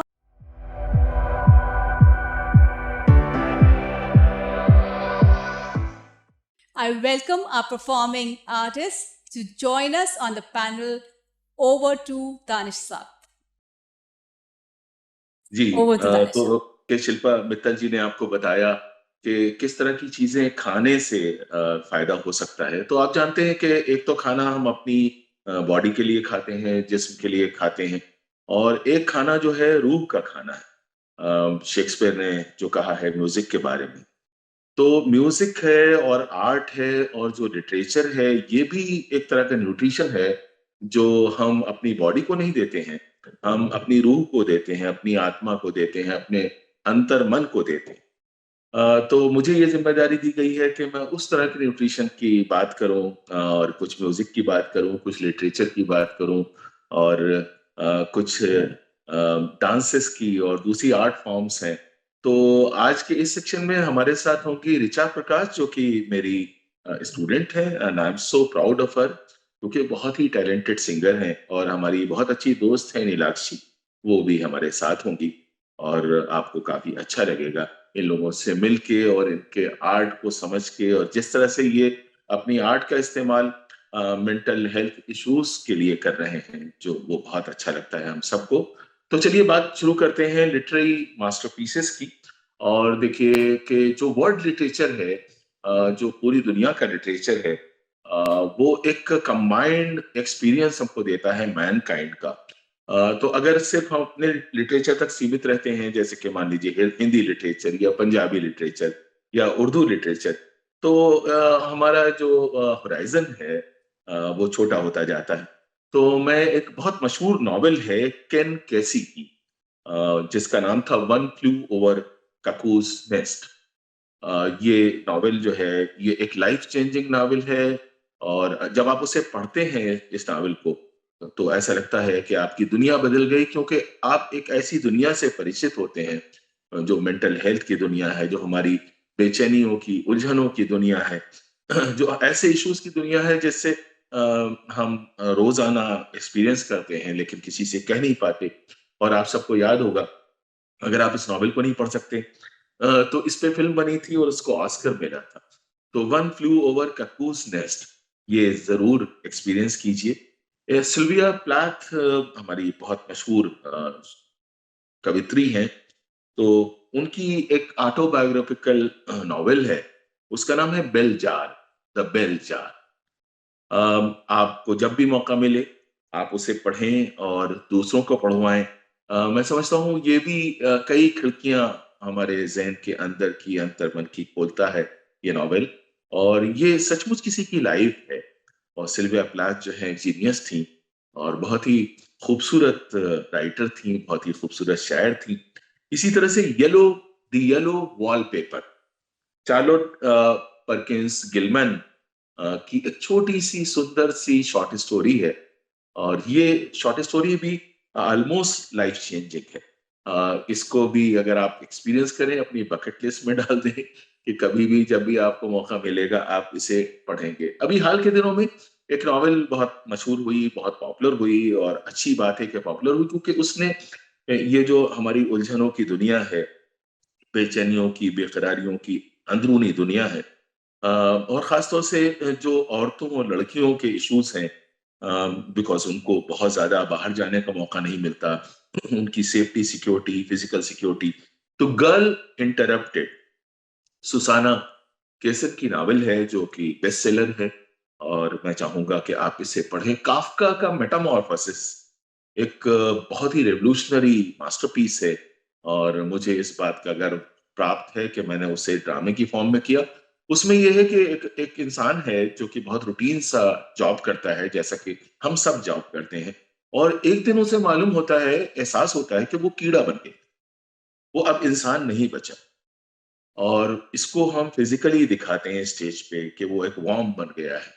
तो इंसान जो है, जब उसको value नहीं मिलती है, उसकी जिंदगी में कोई मीनिंग नहीं होती है, तो वो कुछ भी बन सकता है। तो वो अंदर से भी बन सकता है कीड़ा, और बाहर की दुनिया भी उसे कीड़े की तरह ट्रीट करती। तो ये एक मास्टरपीस है, और काफका जीनियस थे। काफका का जो बात कहने का अंदाज था वो बहुत मेटाफोरिकल था। तो मैं समझता हूँ मेटामॉर्फोसिस एक मास्टरपीस है। And the Perks of Being a Wallflower, ये स्टीफन चोबोस्की का मास्टरपीस है। It is a coming of age novel about mental health issues. इसी तरह से जूडिथ गेस्ट का ऑर्डिनरी पीपल, ये भी इसी सब्जेक्ट पे है। और Mrs Dalloway by Virginia Woolf, तो ये तो जीनियस थी, और इन्हीं ने जितनी खूबसूरती के साथ इन इश्यूज को अपने इस नॉवेल में पेश किया है। अच्छा, हाल के दिनों में आपने सुना होगा कि लोग कहते हैं दवाओं से बहुत कुछ हो जाता है, तो प्रोजैक एक दवा थी जो यूरोप में बहुत पॉपुलर हुई। तो एलिजाबेथ वुडजेल ने एक नॉवेल लिख डाला पूरा, एक तरह का मेमोयर है वो। उसका नाम है प्रोजैक नेशन, यानी एक पूरा नेशन, एक पूरी कौम, एक पूरी जनरेशन, एक जनरेशन क्यों कह रहा हूँ, कई जनरेशंस ये समझ रही थी कि प्रोजैक खाने से कुछ हो जाएगा, लेकिन असली इशू कहीं और था। तो ये मास्टरपीसेस हैं जो कि वर्ल्ड लिटरेचर के हैं, और मैं समझता हूँ कि इनको पढ़ने से, इनको समझने से, इन पे गौर करने से, इन पे बात करने से हम बहुत कुछ समझ सकते हैं, अपने को बदल सकते हैं, दूसरों को बदल सकते हैं। अब आइए अपनी बात करते हैं। हमारे एक जीनियस थे स्वदेश दीपक, जो कि मेंटल हेल्थ इश्यूज को ही फेस कर रहे थे। और हमारे दोस्त अरविंद गौड़, उनका एक नाटक करते रहते हैं, कोर्ट मार्शल। बहुत ही खूबसूरत नाटक है उनके, और बस एक दिन वो गायब हो गए, किसी को नहीं मालूम कि वो कहाँ चले गए, क्योंकि वो इन्हीं सारे इश्यूज से मतलब स्ट्रगल कर रहे थे। इसी तरह से हिंदी के बहुत बड़े राइटर थे भुवनेश्वर। भुवनेश्वर को आखिरी बार किसी पुल पे किसी इंसान ने बैठे हुए देखा, आज तक उनके बारे में पता नहीं चलता। वो भी एक जीनियस थे और प्लेराइट थे। सागर सिद्दीकी बहुत ही अच्छे शायर हैं, कभी आप उनकी कविताएं रेख्ता पे देखें। मीरा जी, मीरा जी उर्दू के एक जीनियस शायर थे और वो भी इन्हीं तरह के इश्यूज को देख रहे थे। अब मैं सबूत के तौर पे मीरा जी की एक कविता आपके साथ शेयर करना चाहूंगा, जिसमें वो समंदर की बात करते हैं। और ये जो समंदर है, ये हमारी उलझनों, हमारी फिक्रों, हमारी वहशतों और हमारी अंदरूनी इंटरनल बेचैनियों का समंदर है। ये समंदर इंसान को बुलाता रहता है। तो आप ये भी कह सकते हैं कि ये कविता जो है हेलुसिनेशंस की कविता है। ये कविता जो है मन के अंदर की दुनिया की उथल पुथल की कविता है। हमारे अंदर से आने वाली आवाजों की ये बात करती है और ऐसी आवाजों की बात करती है जो लगता है कि कभी आसमान से आ रही है। उर्दू में ऐसी आवाज को निदा कहते हैं, आकाशवाणी यानी निदा। और कुछ सदाएं, कुछ आवाजें विस्पर्स की सूरत में हम तक पहुंचती हैं। तो अब ये कविता मैं पेश करना चाहूंगा आपके सामने। वो कहते हैं, ये सरगोशियां कह रही हैं, अब आओ कि बरसों से तुमको बुलाते बुलाते मेरे दिल पे गहरी थकन छा रही। ये कौन बोल रहा है? ये बेचैनियों का समंदर इंसान से बात कर रहा है। ये सरगोशियां कह रही हैं, अब आओ के बरसों से तुमको बुलाते बुलाते मेरे दिल पे गहरी थकन छा रही है। कभी एक पल को, कभी एक अरसा सदाएं सुनी है, मगर ये अनोखी निदा आ रही है। बुलाते बुलाते तो कोई ना अब तक थका है, ना आइंदा शायद थकेगा। मेरे प्यारे बच्चे, मुझे तुमसे कितनी मोहब्बत है। देखो देखो, अगर यूं किया बुरा मुझसे बढ़कर न कोई भी होगा। इसके बाद जो पोएट है वो कहते हैं, खुदाया खुदाया, कभी एक सिसकी, कभी एक तबस्सुम, कभी सिर्फ त्योरी, मगर ये सदाएं तो आती रही हैं। इन्हीं से हयाते दो रोजा अबद से मिली है। मगर ये अनोखी निदा जिस पे गहरी थकन छा रही है, ये हर एक सदा को मिटाने की धमकी दिए जा रही है। अब आंखों में जुम्बिश, न चेहरे पे कोई तबस्सुम, त्योरी, फकत कान सुनते चले जा रहे हैं। ये एक गुलिस्तां है। ये जिंदगी या हमारे अंदर की दुनिया कभी अच्छी भी हो जाती है। ये एक गुलिस्तां है, हवा लहलहाती है, कलियां चटकती हैं, गुंचे महकते हैं और फूल खिलते हैं, खिल खिल के मुरझा के गिरते हैं, एक फर्शे मखमल बनाते हैं जिस पर मेरी आरज़ू मेरी आरज़ुओं की परियां अजब आन से यूं रवां हैं कि जैसे गुलिस्तां ही एक आईना है। इसी आईने से हर एक शक्ल निखरी, संवर कर मिटी और मिठी गई, फिर ना उभरी। उसके बाद वो कहते हैं कि ये पर्वत है साकिन खामोश, मगर कोई चश्मा उबलते हुए इससे मुझसे पूछता है कि इसकी चट्टानों के उस पार क्या है। मगर मुझको पर्वत का दामन ही काफी है। दामन में वादी है, वादी में नदी है, नदी में बहती हुई नाव ही आईना है। इसी आईने में एक शक्ल उभरी। और उसके बाद वो आखिर में कहते हैं कि बुलाते बुलाते तो कोई ना अब तक थका है, शायद थकेगा। तो फिर ये निदा आईना है, फकत मैं थका हूं। न सहरा, न पर्वत, न कोई गुलिस्तां, फकत अब समंदर बुलाता है मुझको कि हर शय समंदर से आई है, समंदर में जाकर मिलेगी। तो ये एक कविता है, आप इसे ध्यान से सुने तो इसमें आपको बहुत से मेटाफर्स मिलेंगे, बहुत सी ताली बजा मीनिंग्स दो। मिलेंगी। जी बहुत ही खूबसूरत, इतना खूबसूरत। आप तो हमेशा ही इतना प्यारा बोलते हैं और इतना सुंदर बोलते हैं कि हमारे पास शब्द नहीं है आपकी तारीफ करने के। दानिश साहब, थैंक यू सो मच, आपने इतना सुंदर किया।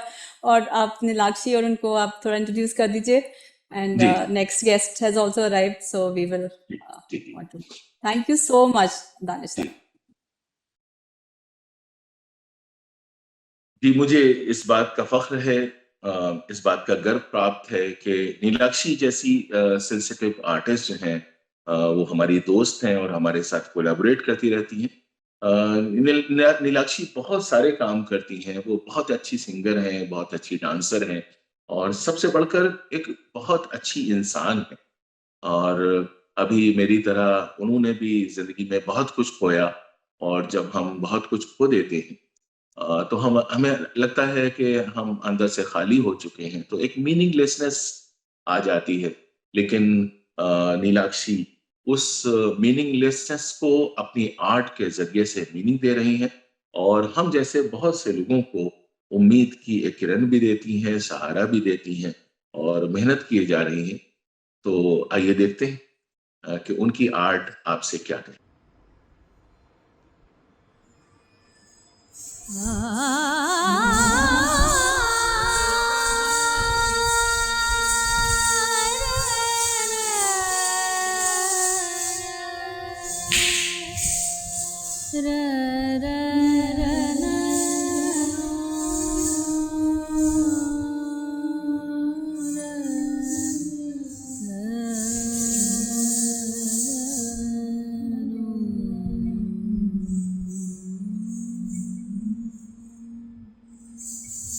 There is an indefinable, mysterious power that pervades everything.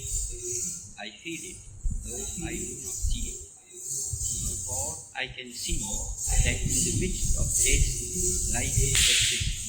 In the midst of untruth, truth. Hence I gather that God is life, He is love, He is being good.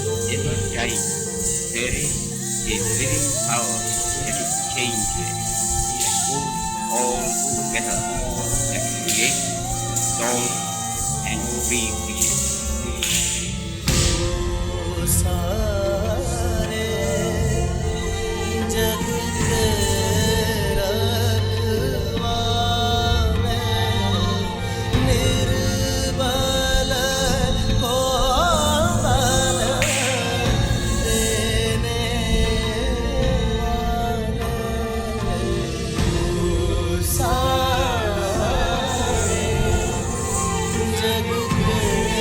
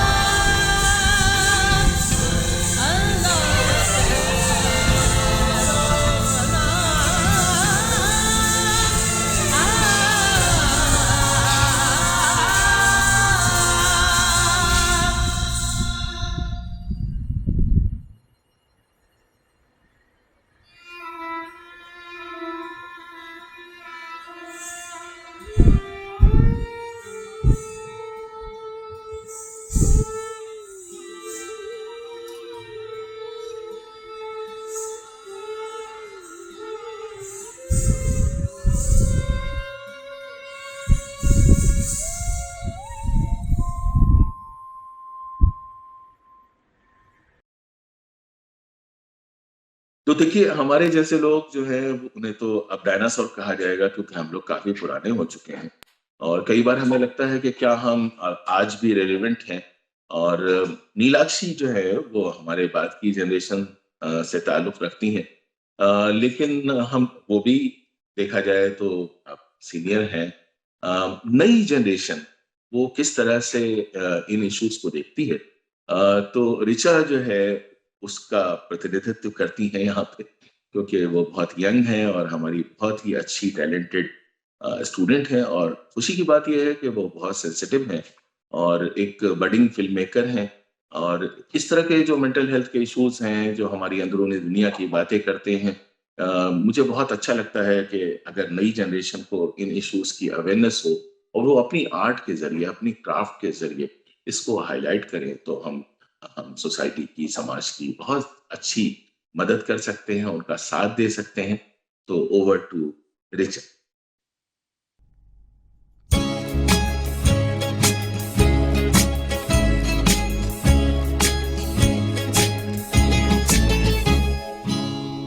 किसी की मुस्कुराहटों में हो निसार, किसी का दर्द मिल सके तुझे उधार, किसी के वास्ते हो तेरे दिल में प्यार, जीना इसी का नाम है। किसी की मुस्कुराहटों में हो निसार, किसी का दर्द मिल सके तुझे उधार, किसी के वास्ते हो तेरे दिल में प्यार, जीना इसी का नाम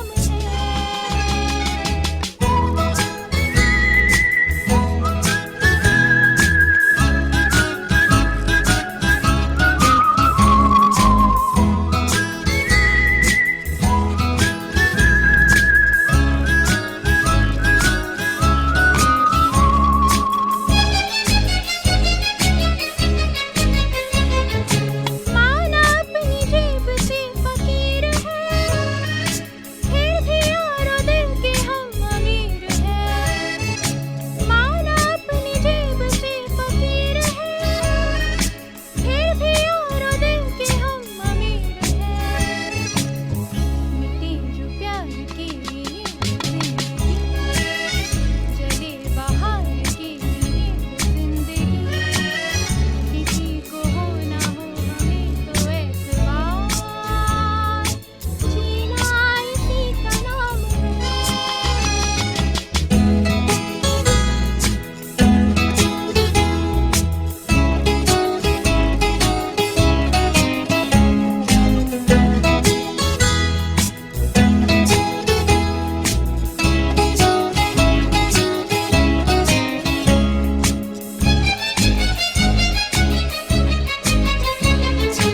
रिश्ता दिल से दिल के एतबार का, जिंदा है हमी से नाम प्यार का।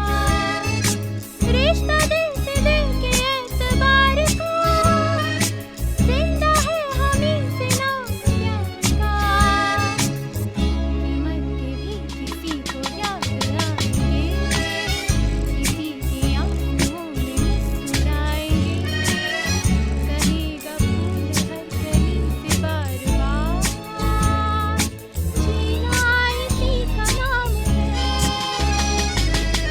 किसी की मुस्कुराहटों में हो निसार, किसी का दर्द जो मिले तुझे उधार, किसी के वास्ते हो तेरे दिल में प्यार, जीना इसी का नाम है।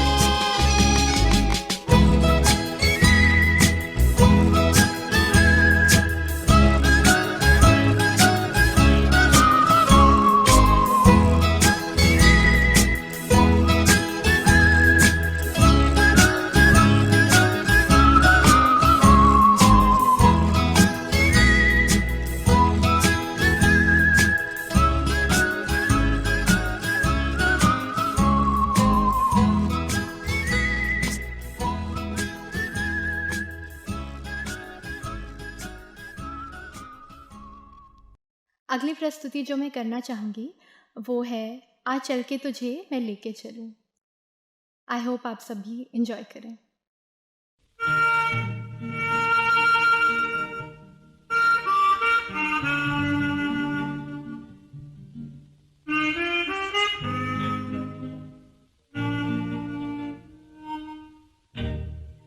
चल के तुझे मैं लेके चलूं एक ऐसी गगन के तले, जहाँ गम भी ना हो आंसू भी ना हो, बस प्यार ही प्यार पले।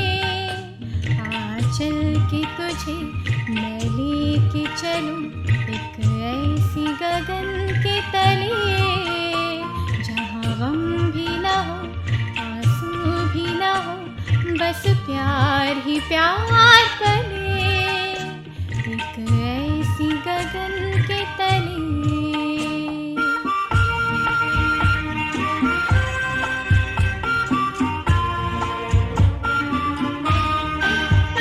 सूरज की पहली किरण से आशा का सवेरा जागे, सूरज की पहली किरण से आशा का सवेरा जागे, चंदा की किरण से धुलकर घनघोर अंधेरा भागे, चंदा की किरण से धुलकर घनघोर अंधेरा भागे। कभी धूप खिले कभी छाँव मिले, लंबी सी डगर न खले, जहाँ गम भी ना हो आंसू भी ना हो, बस प्यार ही प्यार पले, एक ऐसी गगन के तले।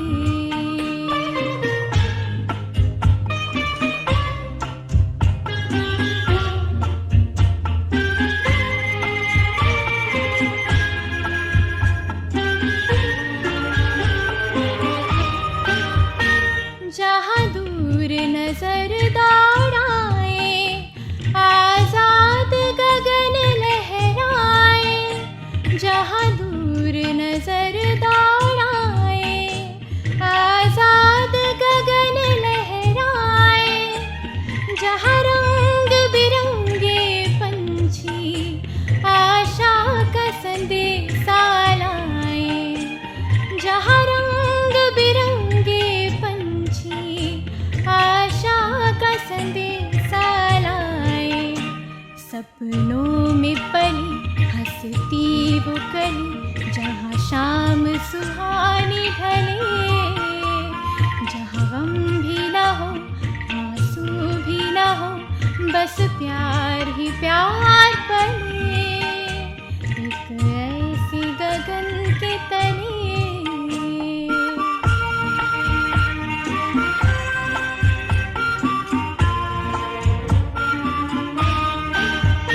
सपनों के ऐसे जहां में जहां प्यार ही प्यार खिला हो, हम जाके वहां खो जाएं, शिकवा न कोई गिला हो, कहीं बैर न हो कोई गैर न हो, सब मिलके यूं चलते चले, जहां गम भी न हो भी ना हो, बस प्यार ही प्यार पले। आ चल के तुझे मैं लेके चलूं एक ऐसी गगन के तले, जहाँ गम भी ना हो आंसू भी ना हो, बस प्यार ही प्यार पले, एक ऐसी गगन के तले, एक ऐसी गगन के तले, एक ऐसी गगन के तले। तो देखिए, हमको एक छोटी सी जिम्मेदारी दी गई थी कि हम आपसे ये बात कहने की कोशिश करें, समझाने की कोशिश करें, बताने की कोशिश करें कि आर्ट के जरिए, म्यूजिक के जरिए, लिटरेचर के जरिए हम इन तरह के इश्यूज की समझ खुद में कैसे पैदा कर सकते हैं और दूसरों को कैसे दे सकते हैं। तो हमारी ये एक छोटी सी कोशिश थी। मुझे लगता है कि आज जो हम लोगों ने यहाँ पे बातें की हैं, और खासतौर से जिन किताबों के यहाँ पे हवाले दिए गए हैं, अगर आप उन्हें पढ़ें और दूसरों से पढ़ने के लिए कहें, तो एक बहुत अच्छी समझ इन बातों की हमारे अंदर पैदा हो सकती है। जी, तो इसके साथ ही मैं आप सबका शुक्रिया अदा करना चाहूंगा कि आपने हम लोगों को इस महफिल में शिरकत का मौका दी। जी बहुत शुक्रिया।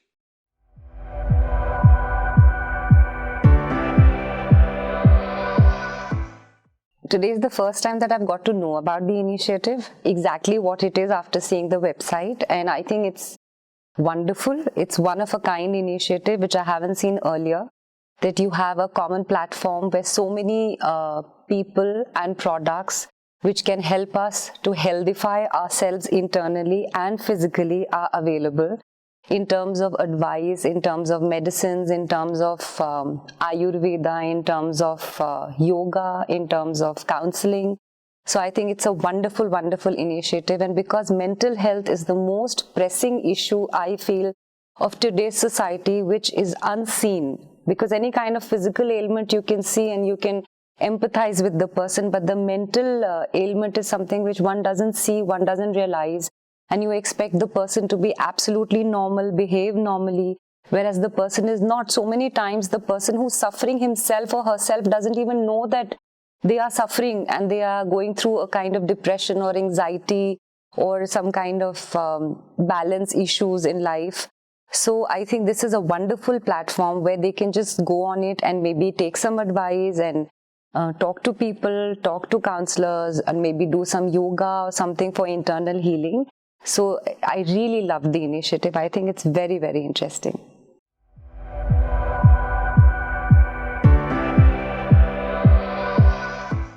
I'm a Kathak artist, and I feel that dance and music, because when we started as early humans, what came to us first was dance, even without music. And then the drums and everything came. So when we would make our first kill and maybe probably have a community to eat that kill, so there was always a dance performed around it. So if you see the early cave temples, the early cave paintings, you will see the figures are always dancing. They are in action. So dance is something which is very inherent to us. And it is something which gives expression to our joy. So if we are connected with something like dance, music, or any form of art which gives expression to our creativity, our internal feelings, which we may not be able to express otherwise, so dance, music, and art of any form really helps us move forward in difficult times. So if you see a lot of students from college, they get into drugs, they do this, and there are a lot of students who are so into music and art and dancing and creating and dramatics, so they don't get into that substance abuse. Why? Because their creativity has an outlet, whereas the people who are doing the substance abuse, their creativity does not have an outlet. So this really binds everything together. It's a kind of a holistic healing. I really feel dance and music is a holistic healing that you have internally, which is like in tune with your body, and which will help you get over any kind of circumstances that you're facing.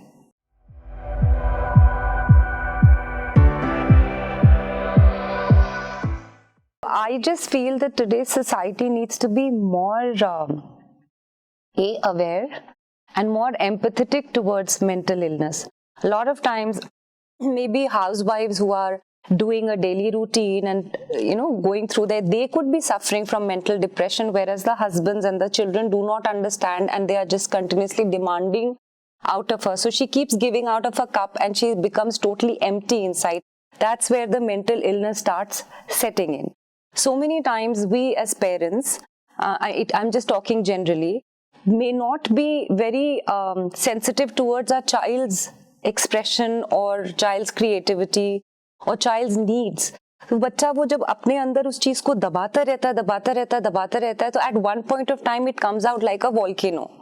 So we have to be more empathetic towards that, even in a family setup, or let's say in a school or in a college.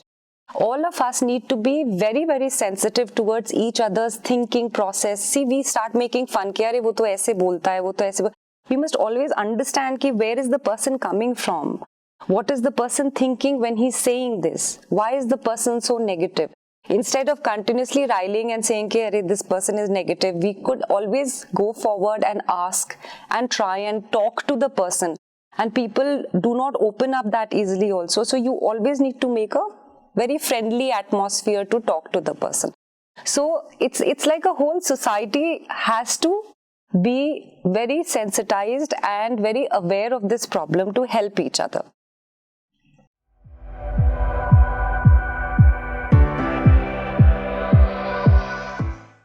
I believe post Covid हम लोगों ने mental health को लेकर काफ़ी बात की है, and I think it is mental health उतना ही इम्पॉर्टेंट है जितना हमारी फ़िज़िकल हेल्थ या हमारी फ़िज़िकल बॉडी जितनी इम्पॉर्टेंट होती है. हमारी बॉडी माइंड का कोऑर्डिनेशन इज़ वेरी इम्पॉर्टेंट, और उसके लिए हमारा मेंटल हेल्थ का सही होना is of utmost priority. And I believe आजकल जितनी भाग दौड़ और जितनी स्ट्रेस भरी ज़िंदगी है लोगों की, उसमें हम कई बार जिम करते हैं और एक्सरसाइज करते हैं, हम ये सब तो ज़रूर करते हैं, लेकिन अपने दिमाग को शांत करना, अपनी मेंटल हेल्थ के लिए सोचना बहुत लोग भूल जाते हैं, और फिर उसी में आपका स्ट्रेस, तनाव, और उस चक्कर में और कई बीमारियां आ जाती हैं. तो I really believe that specially for the youth these days, mental health is of utmost importance, and it's a great step to celebrate such a day. और अगर इस लेवल पे हम लोगों को अवेयर करेंगे, सेंसिटाइज करेंगे, तो आई थिंक ये जितनी भी आजकल डिप्रेशन और मेंटल हेल्थ को लेकर जितनी भी इश्यूज़ हो रही हैं, आई थिंक सेंसिटाइज करने से लोग एटलीस्ट थेरेपिस्ट और साइकेट्रिस्ट को सीक आउट करेंगे और अपने मेंटल हेल्थ के लिए एटलीस्ट थोड़ा सा बेटर अप्रोच रखेंगे. तो I really hope that this event actually sensitizes and reaches a lot of people.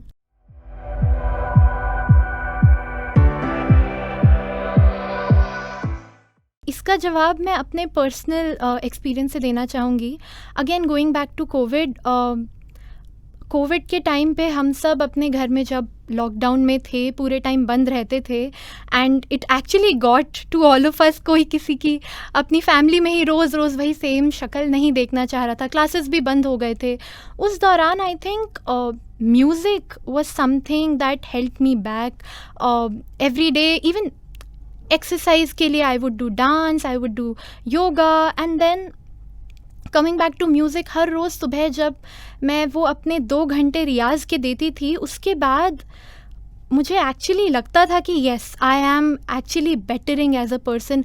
कल के जितने भी टेंशन थे वो इफ़ नॉट 100% देन एटलीस्ट 40% तो कम हुए हैं, and then at least in a 40% of my newer form I am functioning now. तो I really believe that art forms, painting हो गया, कैलीग्राफी, सिंगिंग, डांसिंग, स्कल्पटिंग, ये सारी चीज़ें जो है I think they are a good way of not just distracting your mind in times of tension, but also these are things that help you focus better as well. आपके सुर सही से लगते हैं नहीं लगते हैं, जब आपका ध्यान ही उस बात पे चला जाएगा, तो आप रोज़ के वो जो तनाव भरी बातें होती हैं, आप अपने आप उससे दूर चले जाते हैं. And it does not actually distract you, but actually focus करने में काफ़ी बेटर हेल्प हो जाती है आपको. तो आई रियली बिलीव कि दीज थिंग्स, इनको हैबिट में डालना it will not take away anything from your schedule और time, it will actually add. आप एक नई चीज़ सीखेंगे और आप काफ़ी फोकस और काफ़ी अच्छे से कॉन्सेंट्रेट कर पाएंगे. तो I really believe that they heal a part of you, they help you become a better person, they help you focus better in life. I mean singing में आपके जो इतने भिन्न भिन्न प्रकार के राग होते हैं, वो तो आपके सारे एक्सप्रेशंस के लिए ही बने हुए हैं. सिमिलरली डांस में भी आपके लिए जितने भी टाइप्स के डांस होते हैं. So I really believe that they are a wonderful way of expression. बिना कुछ डिस्ट्रक्टिव किए अगर आप अपने आप को एक्सप्रेस कर पा रहे हैं, तो I think it's only through art, it's only through art works, it's only through paintings. हम सिर्फ पेंटिंग देख के समझ जाते हैं कि आर्टिस्ट शायद ये कहना चाह रहा था. तो I think art has been a wonderful way of conveying what one wants to say, and it's also a very good way of expressing myself. So I really believe that it actually helps you do better things. That was mesmerizing. Thank you so much, Tanishji, and our lovely artists Richa and Neelakshi. Just to update our viewers, as we had very limited time, Yogacharya Dhakaramji's talk, We are thankful to him for joining us online for an enlightening chat with Venkatesh in a separate setting. We shall convey his brilliant words of wisdom to you, and I thank him once again for being generous with contributing his time.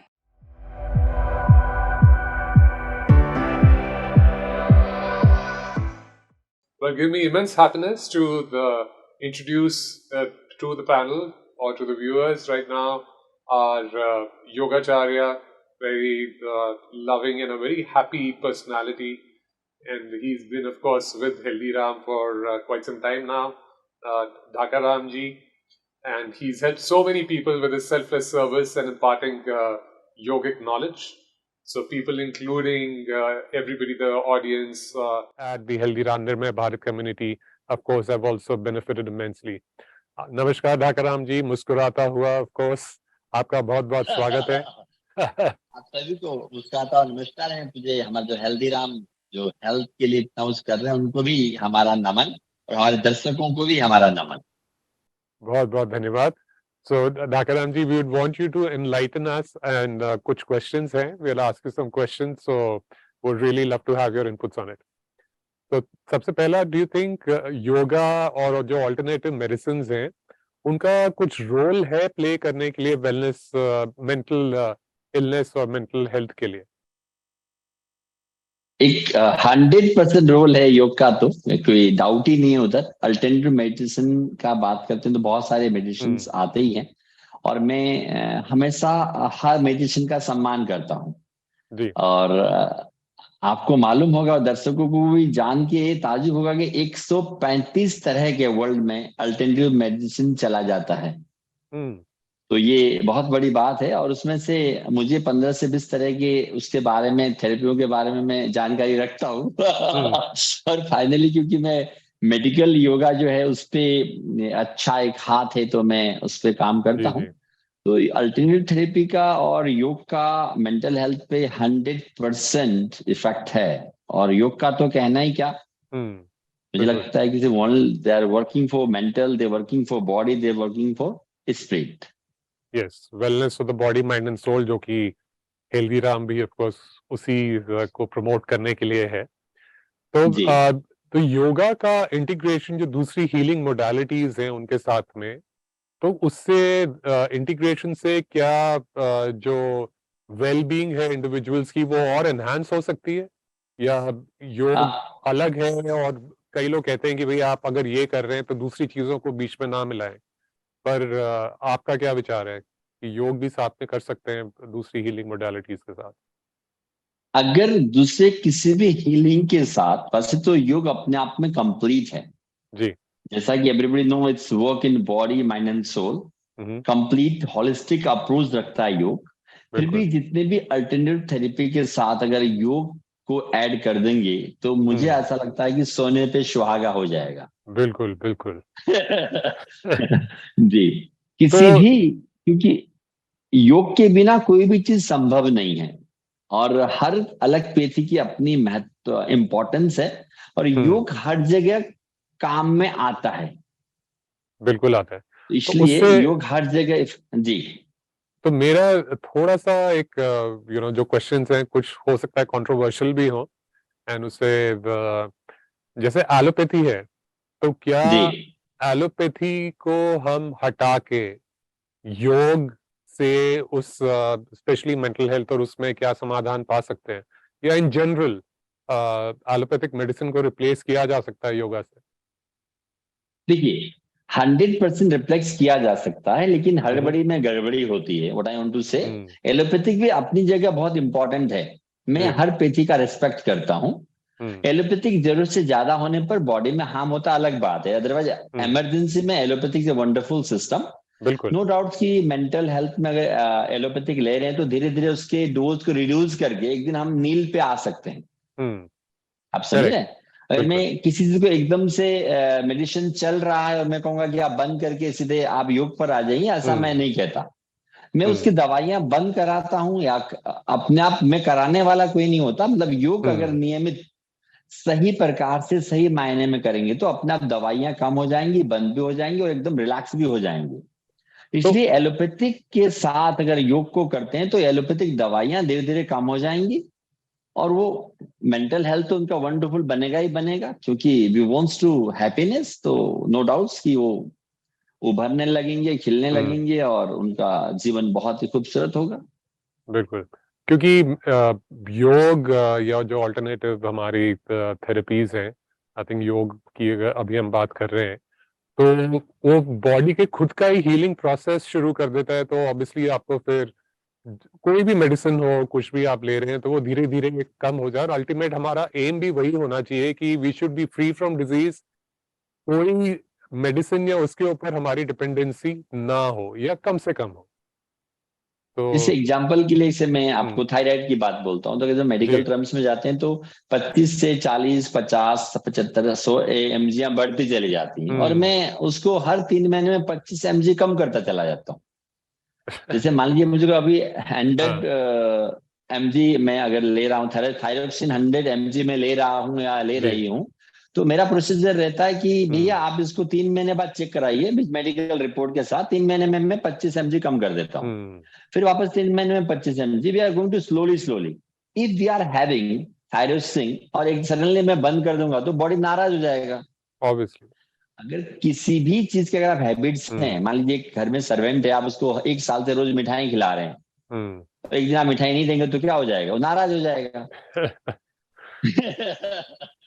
ठीक बात है तो हम जी। Slowly तो जी बताइए, कम होती चली जाएंगी। बिल्कुल ठीक, 100%। और हो सकता है बिल्कुल मिनिमम डोज पे आप आ जाएं या बिल्कुल खत्म भी हो। नहीं, बिल्कुल सही हो जाएंगे, बिल्कुल खत्म हो जाएंगे। डेडिकेशन चाहिए, करेक्ट, इधर वो तो प्रैक्टिस जरूर है, करना पड़ता डिसिप्लिन है। डेडिकेशन बहुत इंपॉर्टेंट है। तो तो मेडिकल में जी उसी से रिलेटेड डॉक्टर राम जी, क्या नियमित रूप से योगा प्रैक्टिस करने से हमारी मेंटल, इमोशनल और होलिस्टिक वेलनेस में मदद मिलती है? क्या योगा का उसमें कंट्रीब्यूशन है और वो कैसे करता है? ऑब्वियसली है ही, पर वो कैसे करता है? क्योंकि हमारे दर्शकगण बहुत हैं जो कि सोचते हैं कि योगा खाली आसनास है फिजिकल हेल्थ के लिए, लेकिन योग या योगा लोग जिसे कहते हैं एक्चुअली योग, वो आपके मेंटल, इमोशनल और फिजिकल, स्पिरिचुअल हर एस्पेक्ट के ऊपर काम करता है। तो आप उसके ऊपर प्लीज अपने थॉट शेयर करें। जो हमें ये लगता है कि जैसा कि मैंने कहा पहले कि योग जहां भी लग जाए उसका पॉलिश हो जाता है। फिर भी एक कॉन्सेप्ट जो होता है कि आपने कहा कि योगा किस तरह से, अभी आज सुबह ही हमारे डॉक्टर साहब से मिला, वेरी नाइस डॉक्टर, उन्होंने नेचुरोपैथी के डॉक्टर थे, उन्होंने कहा कि योग हम देखते हैं। अब एक्चुअली देखता क्या हूँ कि जैसे नेचुरोपैथी में जब मैं बात करता हूँ तो योग एक, आजकल योग का मतलब ना आपने 2-4 आसन कर लिया, हाथ पैर घुमा लिया, इधर उधर घुमा लिया, योगा हो गया। Actually, that's not yoga. Correct, वो खाली आसना है फिजिकली। अरे वेंकटेश भाई, में आसन भी अगर ढंग से करो ना, अगर आसन को भी ढंग से करो ना, तो आसन में ध्यान भी हो जाता है, प्राणायाम भी हो जाता है। हाँ, बिल्कुल। हम आसन ध्यान से करते कहाँ हैं?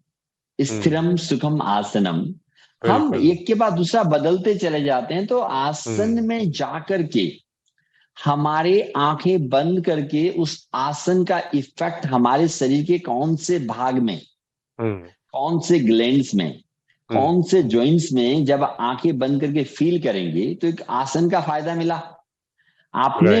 और आंखें बंद करके अपने शरीर को फोकस करने लगे तो ध्यान हो गया।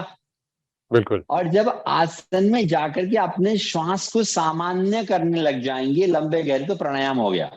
अगर एक आसन को सही मायने में करा जाए जी, तो आप शरीर से भी अच्छे होते हैं, मन से भी अच्छे होते हैं और हमारा आध्यात्मिक विकास भी बढ़ता है। बिल्कुल। इसलिए जब भी हम आसन करें, क्योंकि हमारा कहते हैं ना, पहला सुख निरोगी काया। बिल्कुल बिल्कुल। तो उससे पहले ही मैं अभी आपको गया था, डॉक्टर साहब से सुबह मिला तो मुझे हमसे चर्चा में करने लगे कि मैं नेचुरोपैथ के बहुत अच्छे डॉक्टर्स हैं। मैंने कहा बहुत अच्छी बात है, योगा भी मैं कराता हूँ। अब नेचुरोपैथी के दृष्टि से योगा को उन्होंने 20% कर दिया, सिर्फ एक व्यायाम के तौर पर उन्होंने योग को काम में लिया। लेकिन हम जब योग की बात करते हैं तो हम होलिस्टिक अप्रोच से योग को देखते हैं, तो मैं नेचुरोपैथी को 20% ही मानता हूँ, ऐसा मेरा मानना है। लेकिन मैं एक बहुआयामी हूँ, मैं अलग तरीके से सोचता हूँ, तो मुझे लगता है कि नेचुरोपैथी भी अपने आप में 100% है और योग भी अपने आप में 100% है, लेकिन करने का सही तरीका होना चाहिए। बिल्कुल। तो जब हम आसन को अच्छी तरह करते हैं तो हम शरीर से स्वस्थ होते हैं। अगर शरीर से स्वस्थ होगा तो कहते हैं ना मन चंगा, तो मन को स्वस्थ करने के लिए हम प्राणायाम करते हैं। बिल्कुल। और मेरे आप हिसाब देखिए से कितने भी, जी जी आप बताइए। मेरे हिसाब से आई थिंक सब पैथीज को मिला के, जिसके सबके जो भी बेस्ट क्वालिटीज हैं सब मिला के किया जाए तो वो तो सुपर बेनिफिशियल ही होगा। योग ऑफ कोर्स हमारा कितने हजारों साल से चल रहा है, तो वो भी मुझे आई थिंक इतना कोई और थेरेपी नहीं है जो हजारों साल से चल रही है। तो obviously it has lot of benefits and लोग उसको देख भी रहे हैं। एंड अब तो यूएन सब जगह अडॉप्ट भी हो रहा है। इंटरनेशनल योगा डे पिछले कितने सालों से अब जोर शोर से मना रहे हैं और लोग पार्टिसिपेट उसमें कर रहे हैं। तो बिल्कुल बहुत बहुत इम्पोर्टेंट है। आप कुछ कह रहे थे? हमें कह रहे थे कि मेडिकल योगा जैसे हम बहुत सारी पेथियों को एक साथ मिला देते हैं ना तो खिचड़ी पक जाता है, कि किसी का किसी के माध्यम से होना। अगर हम नेचुरोपैथी ले रहे हैं तो योग तो खैर सर्वसामान्य है, हर किसी के लिए अच्छा है, लेकिन अगर 3-4 पेथियों को एक साथ लेंगे तो एक से हमको समझ में नहीं आता कि कौन सा ज्यादा वर्क कर रहा है। तो मैं दर्शकों को कहना चाहूंगी आपको एक सदे सब सदे, योग तो खैर हर जगह पर सदेगा, लेकिन आप और किसी पेथी को लेते हैं, लगा एक्यूप्रेशर लेते हैं, नेचुरोपैथी लेते हैं या सियात्सु लेते हैं, प्राणायाम, तो आप एक को 15-20 दिन देखें, उसके जब रिजल्ट्स आने लग जाएं तो मन को बिना बहकाए उस पर कंटिन्यूशन काम करें। जो मैं अक्सर लोगों में देख पाता हूं कि आज मुझे किसी पेथी से, अल्टरनेटिव थेरेपी से मुझे आज मान लीजिए 40-50% आराम आया, और एक मित्र ने आके बोला यार वो ना और अच्छा डॉक्टर है, तो मैं इसको छोड़ के उधर भाग जाता हूं। बिल्कुल। उधर चला गया, उधर कहा यार इससे भी बढ़िया। तो if you start some treatment somewhere, it works in your body, आपके शरीर पे काम कर रहा है, तो मुझे उस पर समय देना चाहिए। बिल्कुल। एंड आई थिंक योग और आप करने से समय, वो मन में स्थिरता भी आ जाएगी, तो होपफुली जहाँ 40-50% फायदा हुआ है तो और ज्यादा टिका रहेगा जो भी इसको प्रैक्टिस कर रहा है। तो उसी जब से आप योग की वो बात, जी सॉरी डाकराम जी, उसी से रिलेटेड क्वेश्चन कि जो जी शुरू कर रहे हैं इंडिविजुअल अपनी इमोशनल जो किसी भी एस्पेक्ट को इम्प्रूव करने के लिए, फिजिकल हो, मेंटल हो, इमोशनल हो, तो वो क्या करना चाहिए उनको कि वो जो योग की उनकी प्रैक्टिस है और एंजॉयबल हो जाए और वो सहज भाव से उसको कर पाए? तो उसके लिए कोई टिप्स? देखिए, तो मैं कहता जी। हूं कि आई कांट चेंज एनीबॉडी, हम किसी को बदल नहीं सकते। टिप्स का बात जब मुझे लगता है कि क्योंकि जब मैं योग गुरु हूं और मैं कहीं जाता हूं तो मेरे से टिप्स पूछते हैं, अच्छा मेरे को गैस हो रहा है तो क्या करूं, एसिड बन रहा है तो क्या करूं। तो मैं एक सिंपल बोलता हूं कि हमको दिन में कम से कम 1 से सवा घंटा अपने शरीर को देना चाहिए। कितना? 1 से सवा घंटा।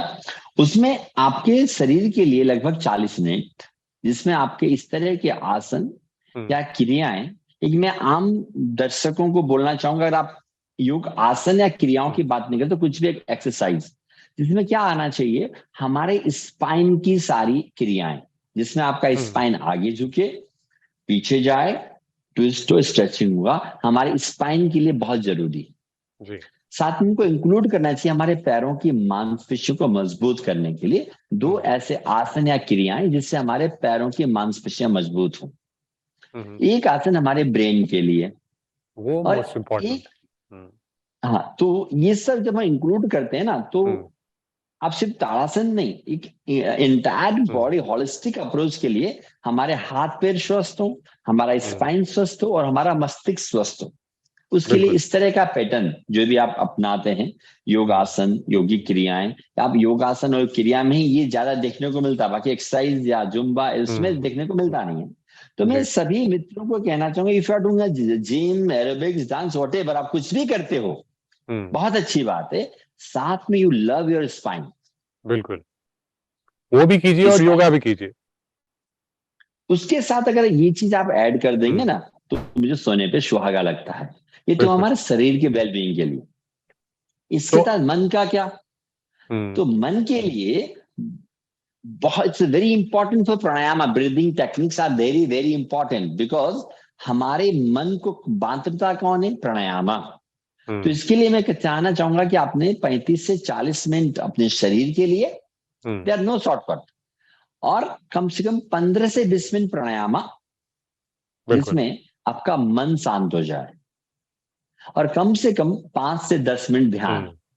अगर इस पैकेज के साथ में सभी मित्रों अगर आप लाइफ में अपनाते हैं तो आप फिजिकली स्वस्थ रहेंगे, मेंटली प्राणायाम से स्वस्थ रहेंगे, और जब आप ध्यान करेंगे तो आपका स्पिरिट आध्यात्मिक विकास होगा। और आध्यात्मिक विकास का मतलब नहीं कि आप प्रभु को पालें, मैं तो बात की बात ही नहीं करता, कि आप जीवन के प्रति ऊर्जावान हो, सकारात्मक हो जी, और हैप्पी हो। That's very important. सदैव मुस्कुराते हुए रहे। वो अपने आप आ जाएगा। लोग मेरे को बोलते हैं कि विश्वास होगा तो फायदा होगा। मैं तुम विश्वास भी मत करो, तुम अभ्यास करो, तुमको फायदा होगा। हाँ, बहुत ही सुंदर बात। तो मैं सच्ची बोलता हूँ, और आप मेरे से मिले भी हैं, आप यहाँ आपका आगमन भी हुआ संस्थान पे। मैं ये बोलता हूँ तुम विश्वास भी मत करो, लेकिन 2 घंटा सुबह दो, 2 घंटा शाम को दो, आपको 5 दिन में रिजल्ट आ जाएगा। ऐसा है, वो मैंने देखा प्रैक्टिकली। बिल्कुल। तो उसी से रिलेटेड आपने बहुत इंपॉर्टेंट बात की, जो ब्रेन की हम बात कर रहे हैं या मेंटल हेल्थ और मेंटल वेलनेस की बात कर रहे हैं। तो कोई प्राणायाम तो है ही, पर कौन सी ऐसी है, क्योंकि प्राणायाम कहीं भी आप बैठ के कर सकते हैं।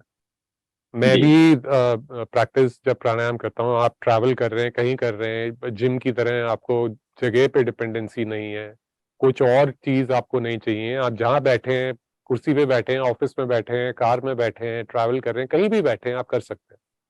तो कौन से ऐसे प्राणायाम हैं जो कि आजकल स्ट्रेस लेवल्स, एंजाइटी लेवल्स इतने हाई हैं सब में, कि उन पर्टिकुलर जो केसेस एंजाइटी हुआ, स्ट्रेस हुआ, उसको काम करने के लिए, एक सेंस ऑफ काम लाने के लिए अपने अंदर क्या प्रैक्टिस कर सकते हैं, जो कि फटाफट, फटाफट इसलिए क्योंकि सबको आजकल समय नहीं है, लेकिन फिर भी रिजल्ट चाहिए, तो क्या करें उसके लिए? मैं प्यारे मित्रों को और आपको भी एक बात कहना चाहूंगा। वैसे मैं आज तक ये चीज समझ नहीं पाया, पीपल आर सेइंग जल्दी जल्दी करो, बढ़िया करो। तो मैं समझ नहीं पाया कि जल्दी जल्दी बढ़िया कैसे हो सकता है। टेल मी, आप बताइए, हो सकता है क्या? वही सुखम स्थिरम आसनम सेम। नहीं, अगर हमको अच्छा चाहिए ना, दुनिया में जितनी भी अच्छी चीजें हुई है ना, वो शांति से, सुकून से, भागते भागते नहीं हुई है। बिल्कुल। साइंटिस्ट भी बनाए तो बोले साइंस उनको जब सोचने का समय मिलता है, जब दे कैन डू। तो मैं इस कॉन्सेप्ट को सभी मित्रों को कहना चाहूंगा कि मित्रों, काम ऐसा होना चाहिए, चाहे धीरे हो, काम बढ़िया। मैं क्या बोलता हूँ, चाहे तुम एक दिन ज्यादा लगाना, काम बढ़िया करना। ये कॉन्सेप्ट होना चाहिए हमारा। ये नहीं कि फटाफट करो, बढ़िया करो। ये फटाफट में कभी भी अच्छा काम नहीं होता है, हड़बड़ी में हमेशा गड़बड़ी होती है। मैं प्यारे मित्रों को कहना चाहूंगा, तो प्रयत्न करो, लेकिन परेशान नहीं होना है। हड़बड़ी में गड़बड़ी होता है। तो आसन या क्रिया को ढंग से करने के लिए, इसलिए मैंने जब हमारे YouTube चैनल में जाते हैं तो मोर देन एक प्राणायाम पे मैं 1-1 घंटा बोला हूँ। इसलिए बोला हूँ कि एक आम आदमी उसको अच्छी तरह समझ के करने से आदमी ज्यादा फायदा उठाता है। हम लोग बड़े स्वार्थी हैं वेंकटेश भाई सब। क्या फायदा होगा? हाँ, अच्छा जी, क्या फायदा होगा उसके बारे में, फायदा के बारे में अगर मैं नहीं बताऊंगा ना, वो करेगा नहीं। तो मैंने इस कॉन्सेप्ट से लोगों को कराया कि आपको क्या फायदा होने वाला है। तो मैंने बड़े डिटेल में उधर, जैसे भस्त्रिका प्राणायाम है, उधर पार्ट 1 पार्ट 2 आधा घंटे के वीडियोज हैं। करना 5 मिनट है, लेकिन करने का सही तरीका। मैंने इधर बोल दिया भस्त्रिका, वो पता नहीं क्या क्या करने लग जाएंगे। मैंने बोल दिया अनुलोम विलोम, फू फू करने लग जाते हैं। बात ये है कि अनुलोम विलोम करने का क्या सही तरीका होना चाहिए, भस्त्रिका करने का क्या सही तरीका होना चाहिए। आप कहें तो हम एक बार एक सेशन दर्शकों के लिए सिर्फ भस्त्रिका पे बात कर सकते हैं। बहुत समय लगता है, मैं मान के चलिए कि आधा पौना घंटा लगेगा।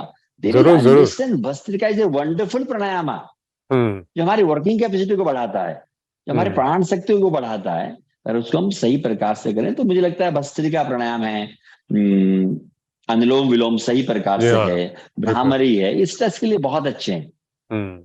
और दर्शक देना चाहें तो योगाचार्य ढाकाराम यूट्यूब चैनल में जाके वीडियो को क्लिक करेंगे, वहां पर इस तरह की चीजें हैं जरूर। और अगर चाहें, जीवन नहीं, बिल्कुल, और मैं उसमें और ऐड करना चाहूंगा कि अगर चाहें तो वो आपसे हेल्दीराम प्लेटफॉर्म के थ्रू कंसल्टेंसी या क्लासेस भी ले सकते हैं। जो कि बिल्कुल, आपके बहुत हेल्दी राम इम्पोर्टेंट में है। हम लोग अक्सर करते रहते हैं, और काउंसलिंग मेरी होती रहती है। जी हेल्दी राम एक बहुत अच्छा वंडरफुल प्लेटफॉर्म है world wise. whoever comes this and take they can talk in one by one बिल्कुल with me also. Any kind of problem they can discuss with me in healthyram.com. बिल्कुल बिल्कुल। तो यही कुछ सवाल थे ठाकराम जी, थैंक यू सो मच आपकी inputs के लिए। और हम यही आशा करते हैं, तो आई होप जो व्यूअर्स ट्यून्ड इन हैं वो भी इस बात से एग्री करेंगे और सहमत होंगे और योग को अपने जीवन में लेके आएंगे for not just physical wellness but holistic wellness, most importantly mental wellness. Because हर चीज यहीं से शुरू होती है। अगर आपकी सोच सही है, आप सही कार्य कर पाएंगे, सही डिसीजंस ले पाएंगे, हैप्पी रहेंगे। और अगर हैप्पी रहेंगे, हाउ द प्रॉब्लम्स मतलब इन टर्म्स ऑफ डिजीजेस वैसे ही इंसान टैकल कर सकता है और पास में भी नहीं आती। तो उसी के साथ बहुत बहुत धन्यवाद ढाकाराम जी। और एक बार फिर से मैं सबको कहना चाहूंगा कि वो हेल्दी राम प्लेटफॉर्म पे जुड़े रहे। And Sangeeta, if you also have anything to say और ask. Yes absolutely. Dhakaram ji, मुझे एक प्रश्न मेरा भी है कि अभी जैसे वर्ल्ड मेंटल हेल्थ डे पे हम लोग ये प्रोग्राम कर रहे हैं, तो इस कॉन्टेक्स्ट में इसकी थीम जो है वो स्टिग्मा पे है कि जब किसी को कोई मेंटल हेल्थ प्रॉब्लम होती है तो ज्यादातर लोग जो है वो ऑकवर्डनेस के मारे वो शेयर ही नहीं कर पाते कि उनको कुछ प्रॉब्लम हो रही है, किसी असुविधा से वो गुजर रहे हैं, कुछ उनको मानसिक तनाव है और उसकी वजह से उनको कुछ अलग एक्सपीरियंस हो रहा है। तो मेरा सवाल ये है कि आप लोगों को कैसे इसमें कुछ प्रेरित कर पाएंगे कि उनको ये चीज खुल के शेयर करनी चाहिए और इसमें सबको किस तरीके से सपोर्ट करना चाहिए कि एज पेरेंट्स लोग क्या सपोर्ट कर सकते हैं, एज अ फ्रेंड आप कैसे सपोर्ट कर सकते हैं ऐसे किसी इंसान को जिसको कुछ मेंटल हेल्थ प्रॉब्लम जिसकी शुरू हो रही हो और वो समझ नहीं पा रहा हो कि मेरे साथ क्या हो रहा है। मेंटल प्रॉब्लम्स में जो मुझे लगता है ना कि जो भी उनके near and dear and maybe parents maybe parents जो भी होता है उनको बहुत लवली वे पे हैंडल करना होता है। हम छोटी सी भी बात लेते तो एग्रेसिव हो जाते हैं या उनको लगता है यार ये सब नहीं है, तो हम उनकी मनस्थिति को समझ नहीं पाते। हमें उनकी जगह जाके समझना पड़ेगा कि ठीक है उनका कुछ मेंटल इश्यू है, तो हमको प्यार से ना, एक जैसे हम बच्चे को फुसलाते हैं ना, उस तरह से वो अगर फुसला के हम उनके साथ बिहेवियर करते हैं ना, तो धीरे धीरे वो अपने कंट्रोल में आने का कोशिश करते हैं। मैं अक्सर फील करता हूँ कि ऐसे बच्चों का तो तुमको नहीं आता, तुमने ऐसा किया, हम उनकी गलतियां गिनाने लग जाएंगे ना, वो लोग और इरिटेशन हो जाते हैं और उनके साथ और चीजें बढ़ जाती हैं। या वो सोचते हैं कि मैं शेयर भी करता हूँ तो ये कुछ मेरे को फायदा तो होता नहीं है, उल्टा मुझे ये लोग सुना देते हैं या ऐसा करते हैं वैसा करते हैं। तो जहां तक मुझे लगता है कि योग एक वंडरफुल प्लेटफॉर्म है, सभी दर्शकों को कहना चाहूंगा अगर सही से होता है तो, और उनको बड़े करना भी नहीं चाहते, अच्छा ठीक है बेटा या ठीक है मित्र हम साथ में बैठ के करते हैं तो एज ए फ्रेंड्स। क्योंकि एक आदमी मेंटल डिस्टर्ब होता है ना तब संगीता जी, तो पूरा घर डिस्टर्ब होता है। बिल्कुल। तो उसके लिए हमको एडवांस में ऐसा करना चाहिए कि उसकी जब आदतों को मालूम है, उसके चीजें घट रही है मालूम है, तो हमको उसको बहुत लवली वे पे अगर हम लोग हैंडल करें और उनको ध्यान से सुने और उसके साथ में योग आसन और प्राणायाम का नियमित अभ्यास, वो नहीं भी करते हैं तो खुद लग जाओ जब मैं भी तुम्हारे साथ कर लेता हूँ, वो आदमी मोटिवेट होता है, ठीक है मेरे साथ वो कर रहे हैं। तो मुझे मालूम कि धीरे धीरे करते करते उसके अंदर चेंजेस आ जाते हैं। अब रिसेंटली घटना है संगीता जी, मैं बताता हूँ कि one mother are very son is very irritated time and they started drinks and all things। तो मुझे पता है कि योग करने से बंद हो जाता है, क्योंकि आदमी जब डिप्रेशन में या स्ट्रेस में जाता है ना, वो सोचता है कि कहीं ड्रिंक्स कर लूं, स्मोकिंग कर लूं, थोड़ी देर के लिए आनंद आ जाएगा। लेकिन मुझे मालूम है परमानेंटली नहीं होता है। आप थोड़ी देर के लिए जाके आपने पी लिया, एक पैक लगा लिया या आपने एक कस मार ली और सोचते हो कि यार थोड़ी देर के लिए रिलैक्स हो जाऊंगा, इस तरह के होने लग जाते हैं। और आप देखिए बढ़ता जा रहा है इस तरह का चीजें। बहुत ज्यादा। तो मैंने कहा ठीक, हाँ तुम क्या ठीक है तुम कर रहे हो ना, तो मैं उनके पेरेंट्स को बोलता हूँ कि ठीक है वो कर रहा है ना, आपकी लाइफ में क्या इंपॉर्टेंट है, आपका सन इंपॉर्टेंट है या आपका काम इंपॉर्टेंट है? सन इंपॉर्टेंट है तो तुम संस्था पे आ जाओ, तुम भी साथ में कर लो। और मैं कहता हूँ गारंटी से 2 से 3 महीने में देखो रिजल्ट्स क्या होते हैं। तो दैट्स इंपॉर्टेंट कि हम ये ह्यूमन बीइंग को ज्यादा प्रायोरिटी दें, उससे प्यार करें। जो भी आपका नियर डियर है, कोई बाई चांस कुछ ऐसा बात हो जाता है या चले जाते हैं यार ऐसा करता तो, बोलते हैं ना अपन, पहले ध्यान रखता तो, ऐसा नहीं करती तो उससे पहले अगर हम अवेयर हो जाए तो मुझे लगता है कि बहुत अच्छे रिजल्ट्स हमें आ सकते हैं, मेंटल हेल्थ में बहुत फायदा मिल सकता है। और मुझे ये योग ही ऐसा, इसलिए नहीं कि मैं योग सिखाता हूँ इसलिए मैं नहीं बोल रहा, ये तो दर्शकों को लगा कि योग योग की ही बात करते हैं। मैं तहे दिल से बोलता हूँ योग में इतना पावर है, इतना पावर है। अगर वो अभ्यास करे, साधना करे तो अपने आप वो चीज कम हो जाएगी, बोलने की जरूरत ही नहीं है। बहुत तो बिल्कुल ये सब चीजें बिल्कुल बिल्कुल। जी। बहुत बहुत धन्यवाद ढकाराम जी। एंड आई एम श्योर बहुत सारे हमारे व्यूअर्स भी प्रेरित हुए हैं योग शुरू करने के लिए और मोस्ट इम्पोर्टेंटली मेंटल हेल्थ पे फोकस करने के लिए। लेकिन जब भी अभी हमें प्रोग्राम अभी बाकी है, अभी हमारे पास पैनल पे और भी बहुत सारे एक्सपर्ट्स हैं। Let us hear what they have to say. Absolutely thank you so much Dhakaram ji for your time and बहुत बहुत आभार आपका। बहुत आपका भी बहुत बहुत बहुत आभार। Thank you. Over to you. Thank you so much.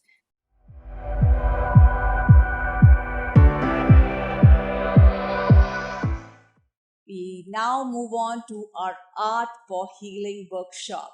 The last but not the least, we now move on to our Art for Healing workshop where we bring in our esteemed artists, participants, and members to share their mind, say whatever they think about the initiative, and they share the experience with you. So we begin with Harsh in the Lumba to give a brief talk on mandala art. We welcome Harsh. Thank you so much for your unwavering support and dedication as HealThyRam Nirmay Bharat community member and esteemed guest of honor during our Art for Healing workshop, and we truly appreciate you. Thank you for your continuous commitment and your presence. Thank you, Sangeeta. It's wonderful to be a part of Mental Health Day. We are celebrating today at HealThyRam.com. And today, as an art expert, I'm going to be doing this workshop with all our enthusiasts who've gathered here. And we are going to do mandala art, which has everything to do with the mental health and wellness of a human being. This form of art is very ancient. It originated in India, but right now it's been practiced mainly in Tibet and in Buddhist countries. Shinto religious forms and Indian, Buddhist, Jainism, Hinduism. Mandala has been a very important form of art which was earlier used in the temples. It was basically for the monks to be, when they were chanting their mantras, they were doing this art so that keeps them focused, calm, and in balance. So in today's gen, this is very, very important. The kind of life we're living, very stressful corporate lives, and the way these viruses have come up, the COVID, and people are having a very stressful life. So we need to have these kind of art forms in daily routine of a person, so that that person keeps a healthy lifestyle, and it keeps you focused, it keeps you calm, it keeps you de-stressed, and it helps your cognitive skills as well. I would recommend it for even elderly people, the ones who get into dementia and Alzheimer's diseases. These people should be doing this kind of art. It's not necessary that you need to draw and you need to know how to draw. You can simply color. You can simply download these beautiful abstract art forms from this very site of HealThyRam, and you can start painting them every day, and you will see the difference in your general health, happiness and healthiness, I think. Yeah, that's so nice. Thank you so much, Harsh. And if any one of you would like to ask any questions, you can just. I have something to say. Okay, please. I've taken upon this journey for art for healing, which was in my college, but art has been speaking to me since my school days. Art was something that, so as a child, you look around, you think about things, what you want to do for your future, and what calls you, and what speaks to you. So, if I like dancing, there was someone who was better at me at dancing everywhere.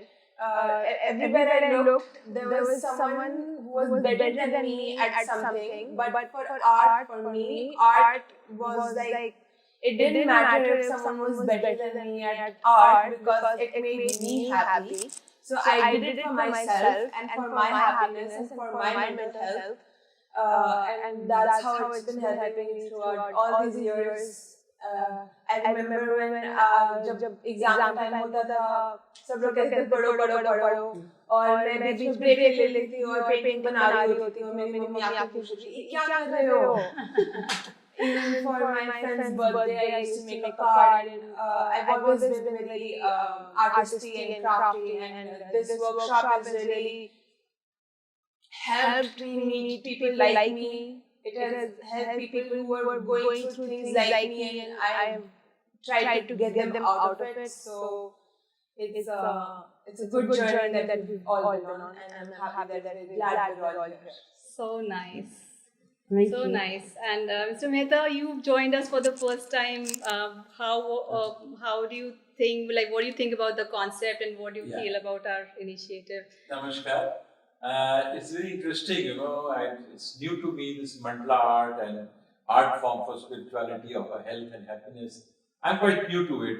In fact, I'm not an art fan, but I would like to ask Anshaji that are there some specific art forms or designs one should pursue, or any color combinations which are good? Now, especially for senior citizens, you mentioned 70 plus or something.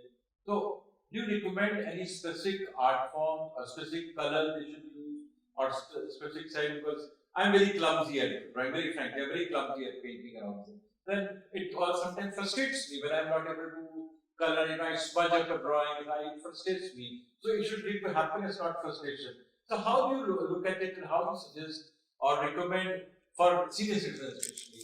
How should we go about it? This is a very interesting and important question. Why? Because Nikita just mentioned that when she was dancing or when she was trying to do some other extracurricular things, and she always found somebody else much better. So art is not about the comparison. First thing we need to inculcate and even talk about with senior citizens or even with children that there is nothing wrong in art. This is very, very basic. Fine, when we are learning, when we are going into some technical studies, of course there are certain rules which you need to learn to equip yourself and to make yourself better technically. But there is nothing as such as wrong or right. The same way as in music. It just flows through you, art flows through you, and your colors will speak to you. Many times when I get some commissioned work, sometimes I need to do some commission artwork. So I ask people, what are the colors you like? What are the colors you do not like? And it's so sad that many times people have to really think hard to they don't even know which colors they really love or they don't like, which is a basic of our, we have chromotherapy, even it's been introduced in institutions and medical institutions already. So the color brown and red are considered darker colors, which is for chromotherapy in medical institutions, which are the colors of, there's something wrong in your body, in some organ. So from reds, browns to, you go towards blue. Blue is the green, blue, yellows, cool colors. They are the healthy colors. Like the baby girl, you know, the color of health. The color of health. Colors of health. That's why we say we do not paint our walls black, or we do not paint our walls, red. Why? Because it will bring color. Every color has a sense. Its own vibration. Yes, its own vibration, its own meaning, and it works on the psyche of a human being. Like we at the Society for Happiness, for yellow, you know, most of the, like, I say yellow is the color for happiness. And For the joy, yeah, for happiness, for sun, for hope. Yeah, that's it. But again, my next point is that there has to be a starting point. Like my friend sitting here, in one day he's made 12 paintings and they are each superlative. I get some feeling how they should start. You have to, So is there a starting point from where you can start and graduate? So because I like your recommendation how I should go. Maybe drawing circles and squares to start with, and then go from geometric forms to abstract forms. Yes. Or is it abstract to geometric? How do you prefer it? And I think he can take his art of repute in Delhi, and he can say how to go. Sir, would you like to comment on it? Basically, Mr. Mehta, you are saying whether this art has any formula, right? Yeah. So art के बारे में मैं ये कह सकता हूँ art और engineering अगर मैं दो चीज को कंपेयर करूँ तो इंजीनियरिंग आदमी किसी भी एज में कर सकता है वो स्टडीज में और आर्ट के लिए आपके पास तो एक नेचुरल टैलेंट बहुत जरूरी है एस्थेटिक सेंस बहुत जरूरी है तो आप आर्ट को आगे चला सकते हैं आपकी नॉलेज कलर की सभी के अंदर So in terms of Shakespeare, some are born great, some achieve greatness, first of all. So now Madam is husking art on the category. But anyway, I think it's a good, I'll take your advice. And I made some humble attempt today. But I would like to work on it. It is very beautiful. Right. And it's very aesthetic. Yes, I'm a bit spiritually inclined. I feel that art can link to spirituality also. Yes. Both art and music and everything is harmonized, and thank you so much. It's really very interesting. Art में मैं focus बताना चाहता हूँ कि it can be stressful. अगर आप किसी मकसद को लेके चल रहे हो और वो पूरा नहीं हो रहा तो वो stressful हो सकता है, ठीक है? तो मैं इंस्पायर कर सकता हूँ एक बच्चे के हाथ से। वो बच्चे के हाथ में पेंसिल होती है और एक वाइट वाटर होती है, तो उसकी फ्लो देखो आपका, उसको कोई मकसद नहीं होता, एंजॉय करने के लिए वो पेंट करता है, राइट? तो हम किसी मकसद के लिए पेंट ना करें, हम प्रोफेशनल्स तो कर सकते हैं, लेकिन एक जनरल पब्लिक जो है वो अगर आर्ट को एंजॉय करते हैं कोई मकसद के लिए नहीं, एंजॉय के लिए करें, फ्लो लेके आए। देखिए आपने कर दिया बात में भाई गार्ड में लेके क्या मतलब बच्चा तो करता है तो मां टॉलरेट कर लेती है, जब बुढ़ा करता है तो प्रॉब्लम हो जाता है। There is child inside everybody, right? उसको बाहर लेके I just want to like to say, but yes, I definitely appreciate it, and we'll learn more today as we go on the workshop, and perhaps use it. Thank you so much. Thank you so much. Thank you. Hanvi, what was your experience like? We would like to hear just a few words from you as well. It has been really pleasurable, and ये सही है कि art is a form of express.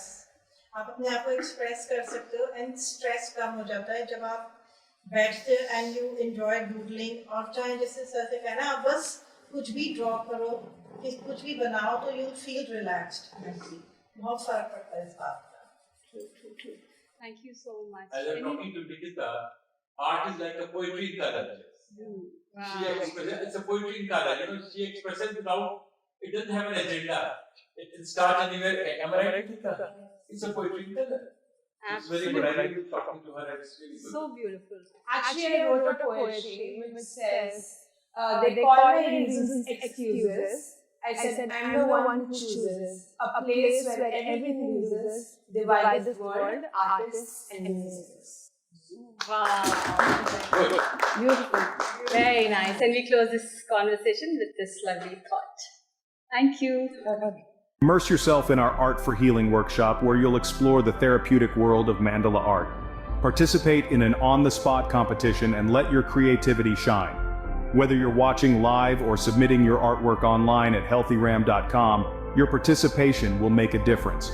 Your participation can be the first step towards a healthier, more balanced workspace. So don't delay. Attend our workshop and let us together create a better future for our workplaces.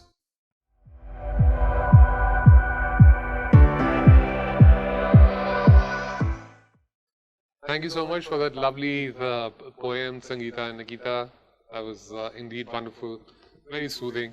And as we move on, I would like to introduce and welcome our next guest in the studio at HealThyRam.com, which is Mahesh Sharma, who is, of course, our winner for the previous Art for Healing workshop that was held at IIAD. and he's an amazing artist. I'm sure all of you have seen his work. If you've not, please do check it out. And not only that, he also teaches art. So welcome Mahesh, and how did you find HealThyRam.com and what we are doing? धन्यवाद वेंकी। और सबसे पहले तो आपने जो मेरी तारीफ की कि he is an accomplished artist, और maybe say I can't say anything, I don't want to praise myself to the skies, right. So अगर हेल्दी राम की मैं बात करूँ तो I guess you are dealing with the health, okay, whether it is mental health और physical health, right. So और जहाँ तक आर्ट का संबंध है हेल्थ को लेके, सो अगर मैं आर्ट की बात करूं तो आर्ट से पहले देयर आर 5 फाइन आर्ट्स, पांच तरह की ललित कला उसमें आती हैं और आर्ट उसमें से एक है, ठीक है। और हमारे से ऊपर 2 आर्ट आती हैं ललित कला, जिसमें परफॉर्मिंग आर्ट्स हैं और म्यूजिक है, right. और दोनों का ही बहुत बड़ा योगदान है मेंटल हेल्थ को हील करने में और आदमी को स्वस्थ रखने में। और जहाँ तक आर्ट का संबंध है, तो अगर मैं दूसरों को हील करने से पहले अगर मैं खुद अपने ऊपर आर्ट को लेता हूँ तो it has soften my heart सबसे पहले, राइट। आर्टिस्ट अगर दयालु नहीं है, आर्टिस्ट अगर सेंसिबल नहीं है, तो फिर वो आर्टिस्ट नहीं है, ठीक है। और कभी कभी मुझे खुद लगता है कि जब मैं डिस्टर्ब होता हूँ, जब मैं तनाव में होता हूँ और बहुत सारी परेशानियां इधर उधर की जब होती हैं दिल में, तो I feel like doing art. और जब मैं आर्ट करता हूँ तो it give me immense pleasure also from inside, और रिलैक्स जो मैं महसूस करता हूँ आर्ट करने के बाद, वो अनमैचेबल है, या उसको मैं शब्दों में व्यक्त नहीं कर सकता जो मैं फील करता हूँ। तो हील करने के मामले में अगर आर्ट योगदान दे रहा है तो उसमें मैं एक माध्यम बनाऊं आप लोगों के ज़रिए से, और आपने इनवाइट किया मुझे और मैंने यहाँ पे आर्ट के माध्यम से प्रदर्शन किया, मुझे बहुत अच्छा लगा। और नेक्स्ट टाइम भी जब भी आपके कोई किसी तरह के कोई प्रोग्राम होंगे, किसी तरह के फंक्शंस होंगे, so please invite me. I'll be there at your disposal anytime, 24/7 anytime, right? Thank you so much, Mahesh. Thank you so much. Yeah. And I think आप बिल्कुल सही कह रहे हैं कि art बहुत healing है. It is like food for the soul. Yeah. So what inspired you to take up art? मतलब आपका क्या प्रेरणा क्या थी कि मैं artist बनूं?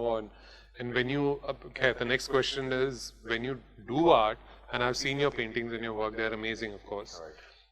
So, do you have a particular theme in mind जब आप कुछ बनाते हो, anything creative कि आज मैं ये बनाऊंगा, या it is impromptu, what is inside you that inspires you and you just go and start working on the canvas? Right. So, सबसे पहले तो जो question मेरे सामने आया कि what inspired you, right?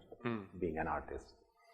So, जहाँ तक मुझको लगता है कि when I was a kid, I was in 5th standard or 4th standard, सबसे पहले मैंने रिकॉग्नाइज किया कि I am in good in art, कि मुझे आर्ट में अच्छा कर सकता हूँ। और मेरे फादर जो इंडियन एयरफोर्स में थे और उनके 1-2 फ्रेंड्स थे जो आर्ट करते थे, तो मैं उनको देखता था और वहाँ से एक आर्ट करने की मेरे अंदर एक जो शौक था वो जगा। और आर्टिस्ट तो बनता नहीं है, आदमी के अंदर आर्ट तो पहले से ही होती है, ठीक है। आर्टिस्ट कभी नहीं बन सकता आदमी, इट्स नॉट अ मैथ और साइंस की you have to apply the fundamentals और आप मैथमेटिशियन बन गए, इंजीनियर बन गए। आर्ट तो आपके अंदर पहले से होती है, उसको बस एक पता करना होता है कि आपके अंदर आर्ट है और आप उसको लेके आगे चल सकते हो, इट्स नेचुरल, राइट। सो वहाँ से मेरी एक जर्नी शुरू हुई फ्रॉम grade 5 आई गेस, और फिर वहाँ से मम्मी डैडी की डांट भी सुनते, क्योंकि हर एक मम्मी डैडी और माता पिता की एक इच्छा होती है कि बच्चा इंजीनियर बने या वो डॉक्टर बने। उनको लगता है कि शायद आर्ट में कुछ है नहीं, लेकिन अगर आपने अंदर से कुछ सोच रखा है, nobody can stop you, right. तो मैं वहाँ से आगे चलना शुरू हुआ आर्ट में, और धीरे धीरे I started participating in competition, inter school competitions, और I am a product of Kendriya Vidyalaya, right. तो केंद्रीय विद्यालय में, स्कूल्स में और आपस में जो जोन में केंद्रीय विद्यालय होते हैं वहाँ भी, and I participated at the highest level in the national level, केंद्रीय विद्यालय, राइट। फिर चंडीगढ़ में वहाँ रहते रहते फिर मुझे पता लगा कि कॉलेज ऑफ आर्ट्स है वहाँ पे सेक्टर 10 में। सो मैं जब 9th में 10th में था तो मैंने वहाँ जाना शुरू किया। वहाँ के बच्चों की मैंने, जो स्टूडेंट थे वहाँ पे, वहाँ की आर्ट मैंने देखनी शुरू की। I used to go by bicycle, उस टाइम स्कूटर मोटरसाइकिल नहीं होते थे, तो मुझे साइकिल से जाना होता था। मैं साइकिल से जाके देखता था और वहाँ से फिर मैंने एक अंदर से मेरी ये इच्छा हुई और मैंने प्रण किया कि भाई मैंने तो आर्ट कॉलेज ही ज्वाइन करना है। और उसके बाद जब मैंने 12th पास की केंद्रीय विद्यालय से, और उस टाइम फिर मेरे फादर की ट्रांसफ़र हैदराबाद एयरफोर्स एकेडमी में हो गई, लेकिन मैं उनके साथ नहीं गया और मैंने एंट्रेंस क्लियर किया and I got admitted in केंद्रीय विद्यालय, sorry, college of art sector 10, right. तो वहाँ से मेरी एक आर्ट का प्रोफेशनल एक यात्रा मेरी शुरू हुई। आर्टिस्ट तो हम थे शुरू से, लेकिन वहाँ से पॉलिशिंग शुरू हुई हमारी, रिफाइंड, क्योंकि जो कुछ पढ़ना होता था फिर वो उसमें हम थोड़ा सा और आगे ग्रेजुअली हमने बढ़ना शुरू किया, राइट। तो ये हमारी यात्रा है आर्ट की। और फिर कॉलेज ऑफ आर्ट कंप्लीट किया। I was settle in Delhi, मेरे पेरेंट्स दिल्ली से ही थे। I got job, government job, और फिर जॉब में भी मुझे आर्ट टीचर ही बनना था, तो मैं आर्ट टीचर बन गया। और since then, from 1993 till now, I am teaching in a school known as Ramjas schools. There are different Ramjas schools in Delhi. So I am teaching art. और आज मुझे 30 साल काम करते हुए हो गए। Amazing, right? Amazing. So fantastic. So I think very important दो चीजें, of course, हम जिस टाइम की बात कर रहे हैं, we are, I mean, obviously similar times. So the parents के लिए the two things that I understand from this. Number one, उस time options थे भी नहीं। Right. आप इंजीनियर बन जाएं, डॉक्टर बन जाएं, या whatever, administrative services or something else, या फौज। Now of course there are so many options. Yes. So it's also important for parents to also understand कि mental wellness and health of your child also depends a lot on whether you encourage them and आप उनको प्रोत्साहन देते हैं and encourage करते हैं to continue pursuing what they feel very passionately about. Right. That is very important. Yes. So in your case, your parents supported you. Yes. And I hope that's the first step in ensuring that you have a healthy mind, because if you're happy what you're doing, what you're pursuing, yes, that's the first step towards your mental health journey in ensuring that you're healthy. So what do you think कि हमारा platform जो है HealThyRam.com, how do you think it can benefit? Of course, हम art for healing workshops कर रहे हैं, and so many other workshops and things as well. So, how is that can help further for overall health and of course mental health की तो पे हम focus तो कर ही रहे हैं. So HealThyRam.com मैंने आज से पहले सुना था, लगभग 4 साल या 5 साल पहले मैंने HealThyRam.com के बारे में सुना था। और फिर मुझे आपका नोबेल कॉज समझ में आया कि what you are into, right. और जब आप हेल्थ हीलिंग की बात कर रहे हो तो, और फिर आर्ट, वो भी आर्ट के थ्रू हीलिंग, ठीक है, इसमें कोई आपकी इन्वेस्टमेंट लगती नहीं है। बिल्कुल ठीक है, मतलब जिसने हील करना है आर्ट के थ्रू, उसके लिए कुछ भी नहीं है, उसको कोई पैसा नहीं खर्च करना पड़ता कि भाई आपने एक पायलट बनना है या ये बनना है, आपको इतनी मोटी फीस देनी है, आना है, आर्ट करना है और अपने आप को हील करना है आपने। तो वो जो आप इनिशिएटिव आप ले रहे हैं, तो और इसको मुझे लगता है कि अभी जिस लेवल पे हैं, और उसको थोड़ा सा मुझे लगता है कि अभी और आगे स्प्रेड करने की ज़रूरत है। तो उसमें हमारा जो कंट्रीब्यूशन है वो आर्ट ऑफ दिस HealThyRam में संगीता जी भी हैं, और उनके साथ हमारा एसोसिएशन पहले से ही है, since those days college of arts के दिन से ही। और इंस्पायर भी करती हैं हमारे को, हमारे को इंस्पिरेशन भी मिलती है। तो जब भी कोई इस तरह के इवेंट होता है, हमारी कोई मदद की ज़रूरत होती है, we are here to help. और it needs lot of advertisement actually, so that people know the cause कि भाई लोगों को पता लगे और यहाँ पे आए। और अभी जब भी वर्कशॉप, मुझे लगता है कि शायद आप आने वाली कोई वर्कशॉप है आपकी, सो उसमें अभी से ही अगर हम तैयारी शुरू कर दें तो ज़्यादातर ज़्यादा लोगों को अगर ये मैसेज पहुँचे कि हम लोग कुछ हील आर्ट के थ्रू हीलिंग करते हैं, राइट। क्योंकि आज की तारीख में अगर मैं समझता हूँ ना, 10 में से 7 लोग मेंटली स्ट्रेस्ड हैं, सभी हैं, ठीक है। अभी मैंने एक जगह मुझे जाने का मौका मिला था, मैं आपको बता दूं, वहाँ बहुत सारे टीचर्स आए थे सर, और सभी लोगों ने अपनी प्रॉस्पेरिटी के बारे में बताया। Everyone has a car, they have a big house, ठीक है, husband is working, wife is working, बच्चे अच्छे स्कूल्स में जा रहे हैं।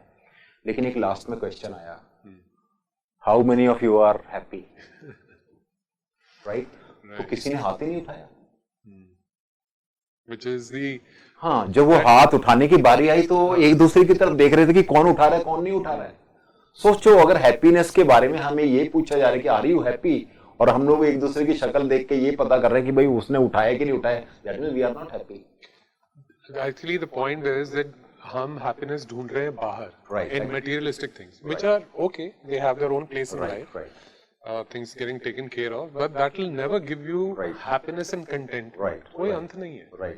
So, अगर आप basics वो देखें, so one has to look inside and then of course everything starts, you know, the journey within. So, जो कि सभी आजकल वही बात कर रहे हैं। And after COVID, of course, it has become even more important कि आप अपने पे फोकस करें, अपनी हेल्थ के ऊपर, and starting with mental health. सोच सही तो आप आगे जो भी करेंगे वो भी सही ही होगा। अगर सोच सही नहीं है, you are not happy mentally and things, then of course that will not be there. So बिल्कुल सही महेश, I think बहुत important है the mental health के ऊपर फोकस करना और उसके लिए अवेयरनेस करना। क्योंकि पूरी दुनिया जो है ये सिमटी हुई है, अगर आप ढूंढने जाओ तो 7 रंग और 7 सुरों के बीच में सारी दुनिया है सर। अगर आप इसको लेना चाहें, सब कुछ इसी में ही है, चाहे वो 7 समुंदर हैं, सब में से आवाज यही आती है, सुरों में से और रंगों में से। तो मेरी तो ये उम्मीद है हर पार्टिसिपेंट से, प्लीज ज्वाइन आर्ट, क्योंकि आर्ट में आपको कोई रंग की भी जरूरत नहीं है, पेंसिल भी हो तो भी आप कुछ भी ना कुछ जो है पेपर पे कुछ ना कुछ क्रिएट कर सकते हो। नमस्कार, और मुझे ऐसी उम्मीद है कि सब लोग आएंगे। बहुत thank you so much, and और भी लोग जुड़े एंड इंस्पायर हो। Thank you Venky.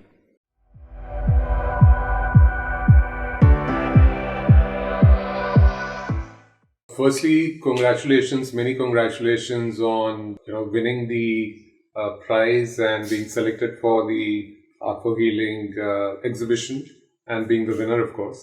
Thank you so much. Yes, welcome. It's our pleasure, and that you could actually participate, and lovely to see your artworks. They were amazing.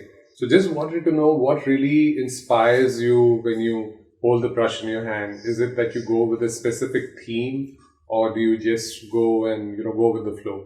No, it is just something which has caught my eye at some point of time, and then it keeps in my head, and then whenever I get time, I put it on the canvas.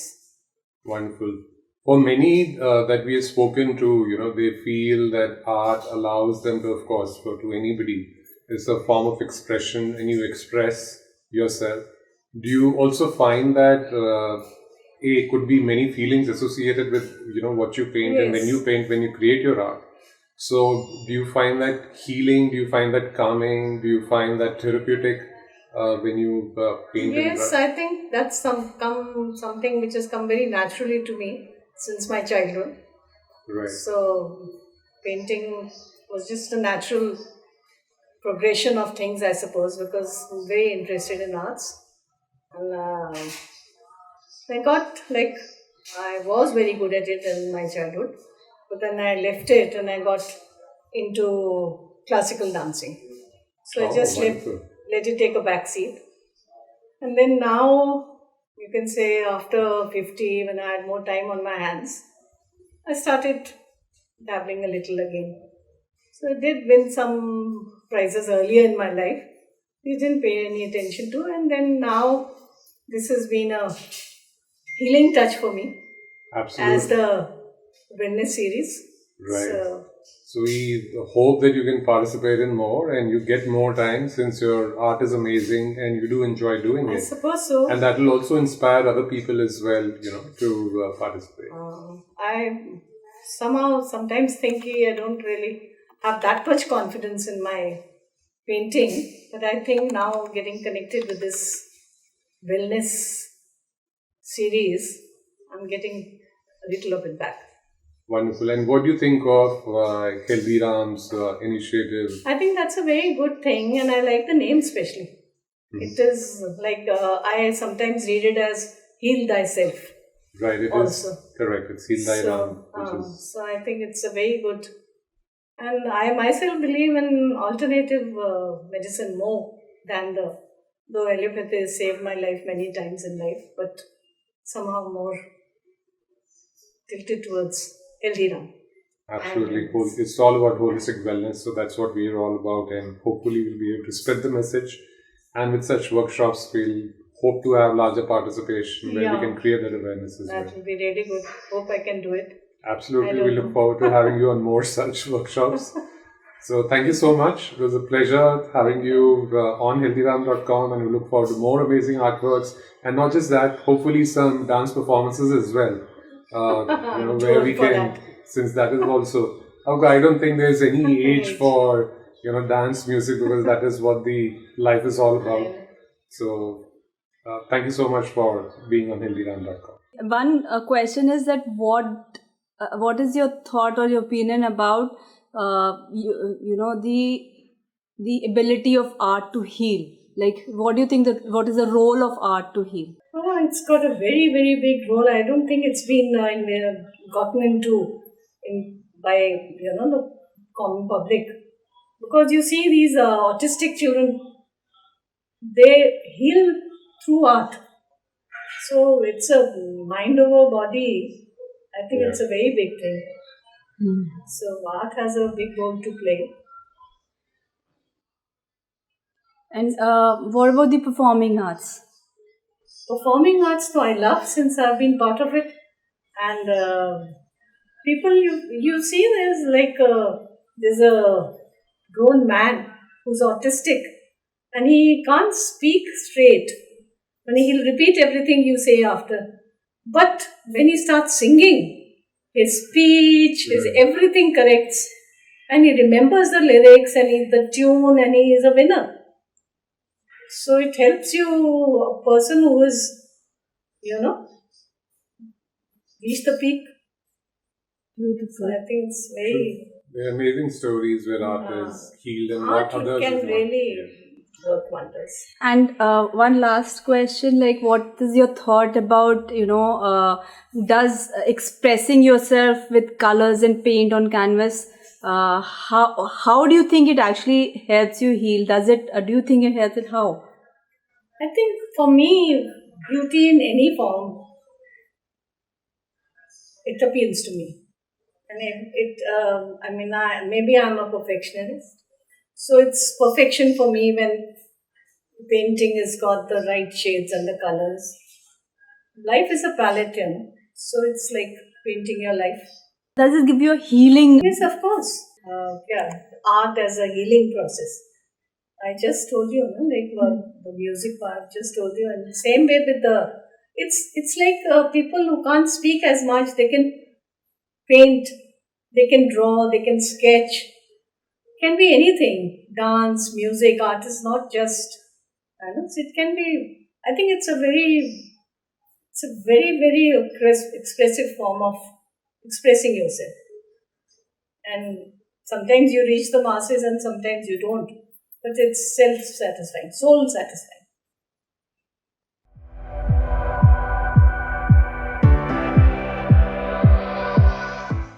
Ma'am, as being a part of our last 2 workshops, as you've been the winner of the last 2 workshops with us and you've attended, after seeing all this, hearing about our new challenge that we've taken upon to make art for everybody, what are your comments on this, and how do you think we could really embark on this journey now? Thank you. It's been a pleasure to be connected to HealThyRam, or HealthyRam as we say it.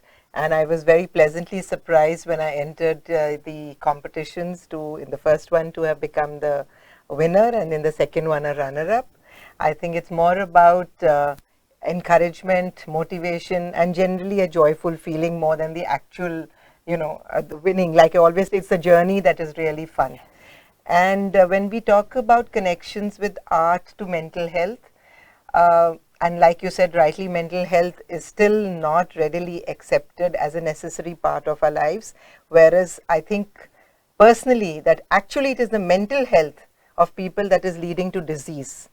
I firmly believe that when we think negatively, when we are surrounded by negative people or negative environments, we get under stress. And when we get those thoughts that are negative, they lead to negative emotions. And it's the negative emotions that within us which make our hormones behave negatively. And that is what really leads to what we call dis-ease. Yes. And dis-ease is nothing but not being at ease.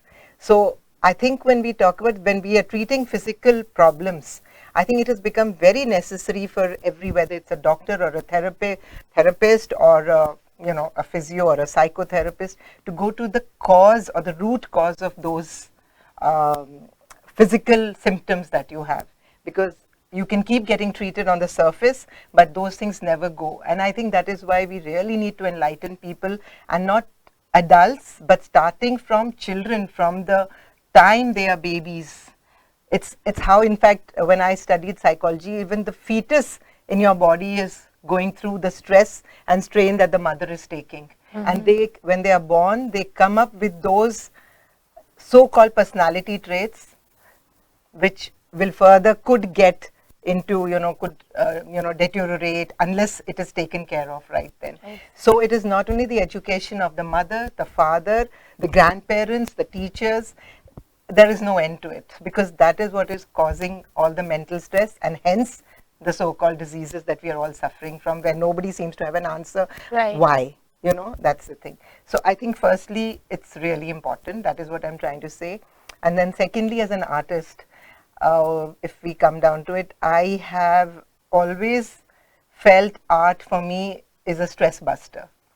So that itself means, I think, is answer enough, that when I feel really, stressed out about something, or I'm feeling low, or I feel like crying because of some situation, or even if I'm feeling happy, then I feel like going and working with my paints, and maybe the day I'm happy, I'll use bright colors. The day I'm feeling a little sad, it reflects in my work. I remember when I was a school student, during the exams, I always used to get so stressed. And instead of studying my subjects, I would just take out my paints and my art book and start just... In fact, it's, I think, a little form that we don't realize.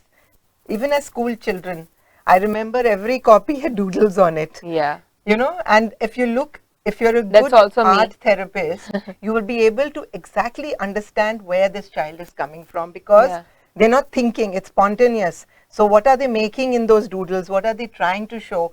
Is something that if a teacher is well trained or a parent is well trained, they will wonder and they will ask and they will try to go to the root cause, because the doodles are actually bringing out the real feelings. That's why my psychology teacher always allowed me to draw in class. Because it's spontaneous. It's not like you're sitting here and I'm just copying you. That's not art. We do it because it's the starting of a drawing, or it's like the beginning of something. But when you're doodling, it's so spontaneous that is the time when your real thoughts really come out. And I think that is something that we should encourage, because even if it's messing up your copy, but somewhere you're letting out that stress. So then when you let it out, then you're able to refocus back on what you need to do.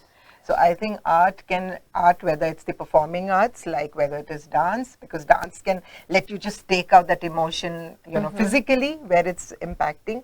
And when you're painting, it's your emotional responses that you're putting onto paper. True. So I think it's something that we really need to encourage in maybe schools and homes, and wherever, even in hospitals for that matter. I think patients who are going through stress should be just given some paints and paper and something to sit down and, because it's very boring to be sitting in a hospital. So I think it should be encouraged. I know somebody who always asks for music and they put on the headphones even when they're going in for a surgery. So what's the music doing to them? It's kind of, distracting them from the stress and strain of that.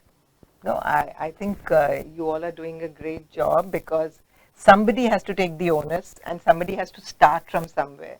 So the very fact that you're trying to make mental health food for thought for other people is really important, because I think when you just sow the seed is where you finally will, find results. It may take you a year, it may take you 2 years, but I'm sure you'll get there.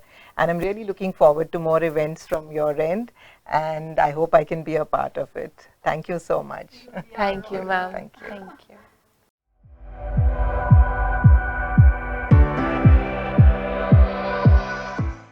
Mental health and happiness. Happiness, of course, is very, very closely connected to mental health, and in a way, if you're happy, your mental health state is also good. So for that, who better to have in our studio than the founder and president of Society for Happiness, Dr. J.K. Mehta. Welcome to our studio and welcome to HealThyRam.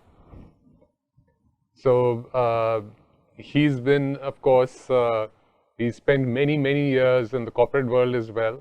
So today we're going to have a very interesting conversation with him in terms of what really happiness is all about, and how does that apply to the public in general, and of course in the corporate world, which is very, very relevant.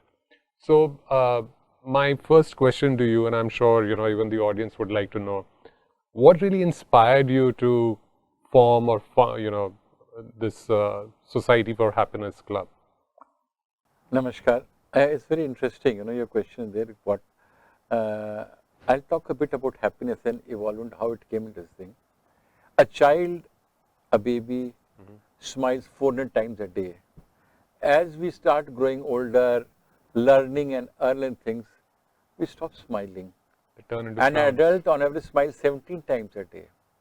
Now, this is something serious. And while working in the corporate world, I found that people who were happy with the work, people who were satisfied with the assignments, they were better performers, their productivity was more, and they were healthier people.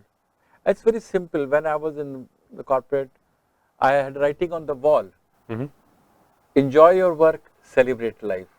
It's very important that we have to put the right people on right job. As a senior, as a team leader, my job was to see that the people get the job they like to do. And then I leave it to them and they do perform excellently and the output is good. Right. Now, when I superannuated in 2011, at that time I thought that, well, okay, what next? What should I do? Now my children are settled, then I said, well, let me share what I can spare. Let me share whatever gyan, whatever experiences I had during my long career, number one. And number, somehow be instrumental or catalyst in spreading happiness. Right. Next question came to me is, what is happiness? As you rightly said, what is happiness? Then I talked to a couple of my friends, acquaintances, peer group, neighbors, on their perspective of happiness. And I got different solutions from different people. Right. Majority said, Pehla sukh nirogi kaya. If you are healthy, you are happy. Totally. That comes to HealThyRam, by the way. Right. So, first thing is that we need to be healthy to be happy. And second, how to be healthy. Then came other issues like, pranayam or yoga or excursions or music and different forms are there, and instrument to being healthy and happy. Some said I would like to travel, some said there. So then I said, okay, now let me set up a body, NGO to spread happiness. So that how we conceived. In 2016, we formed Society for Happiness, a registered NGO. Okay. It has about 6-7 verticals: Seva, Sadhana, Satsang, music, excursions, then awareness and health, and pure happiness. So different verticals are there. It's on the website also. and we started interacting with people and trying to spread the word around. So that's how it got evolved, and now we are having different verticals and sections of our Society for Happiness catering to. Another important fact was there, which maybe transitioned around Corona time, I would say, that there was lot inequity in society. That is, when the people who are less privileged, economically weaker, they need an extra care. Right. And if a person can spare something, that can be anything. You know, it's not money, it's clothes, it's gyan, it's medicine. Just even your time, just giving time. So spend some People time don't have with time them. today. So we started trying to bring a greater equity in society, Right. and poverty alleviation. So we worked on that. Now currently in our neighborhood we adopted a village and trying to make it rogue mukt, you know, disease free. So we call doctors every month for free consultation, and we provide medicines from our end free of cost to the villagers. So if they are healthier, they'll be happier. And what I found that in these economically weaker people, the less fit people, they avoided going to doctors, because nowadays if you go to a doctor, you spend anything between 500 to 1000 rupees. Right. And that's a big drain on their budget. So many, what they used to do, they used to go to the chemist over the counter and ask for some medicine which the chemist, as per his limited wisdom, would give. But the cure was not there. The root cause was not eliminated.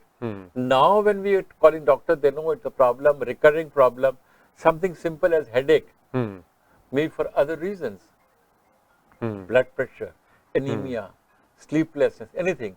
So when the doctor diagnoses it, it gives a permanent cure. So we are doing that now, for example.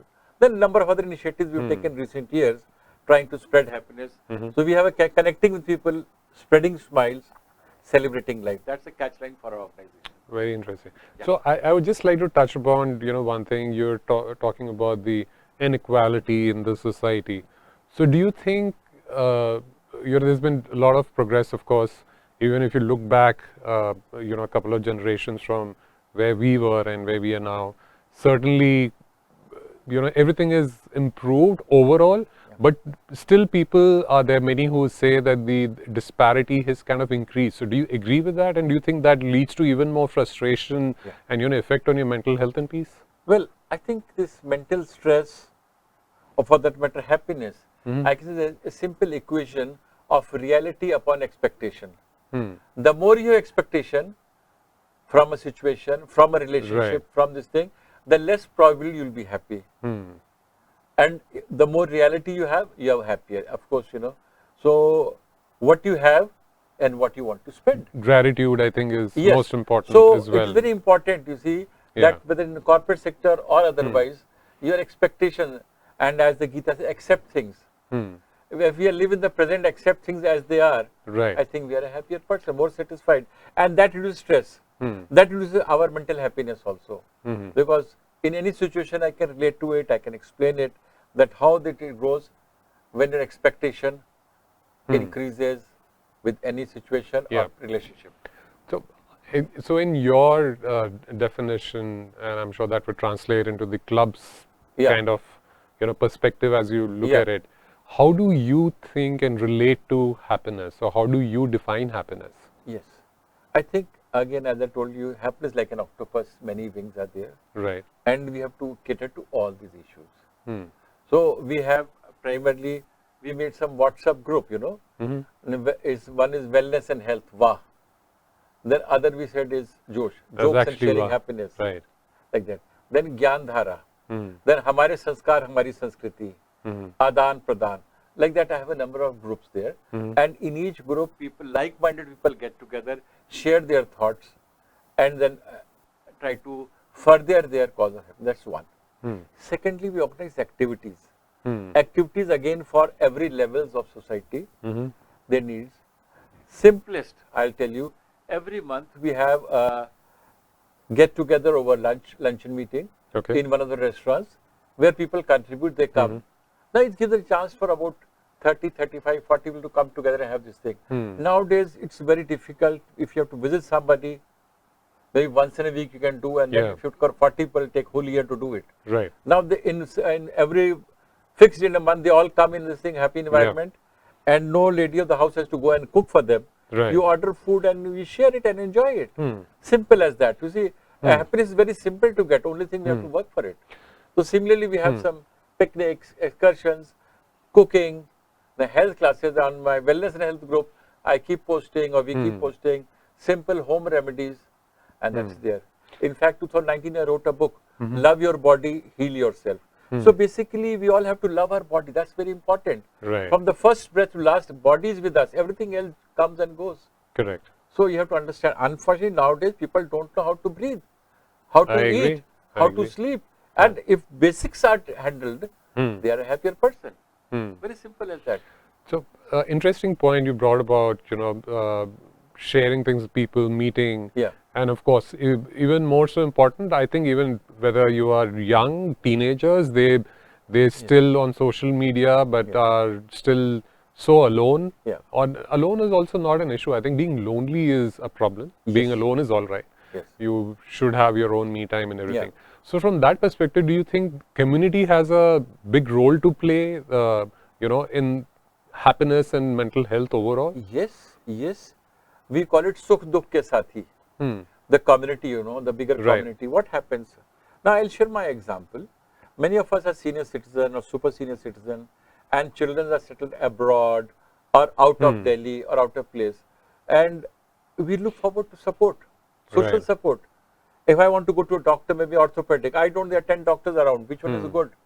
I talk to my friend circle.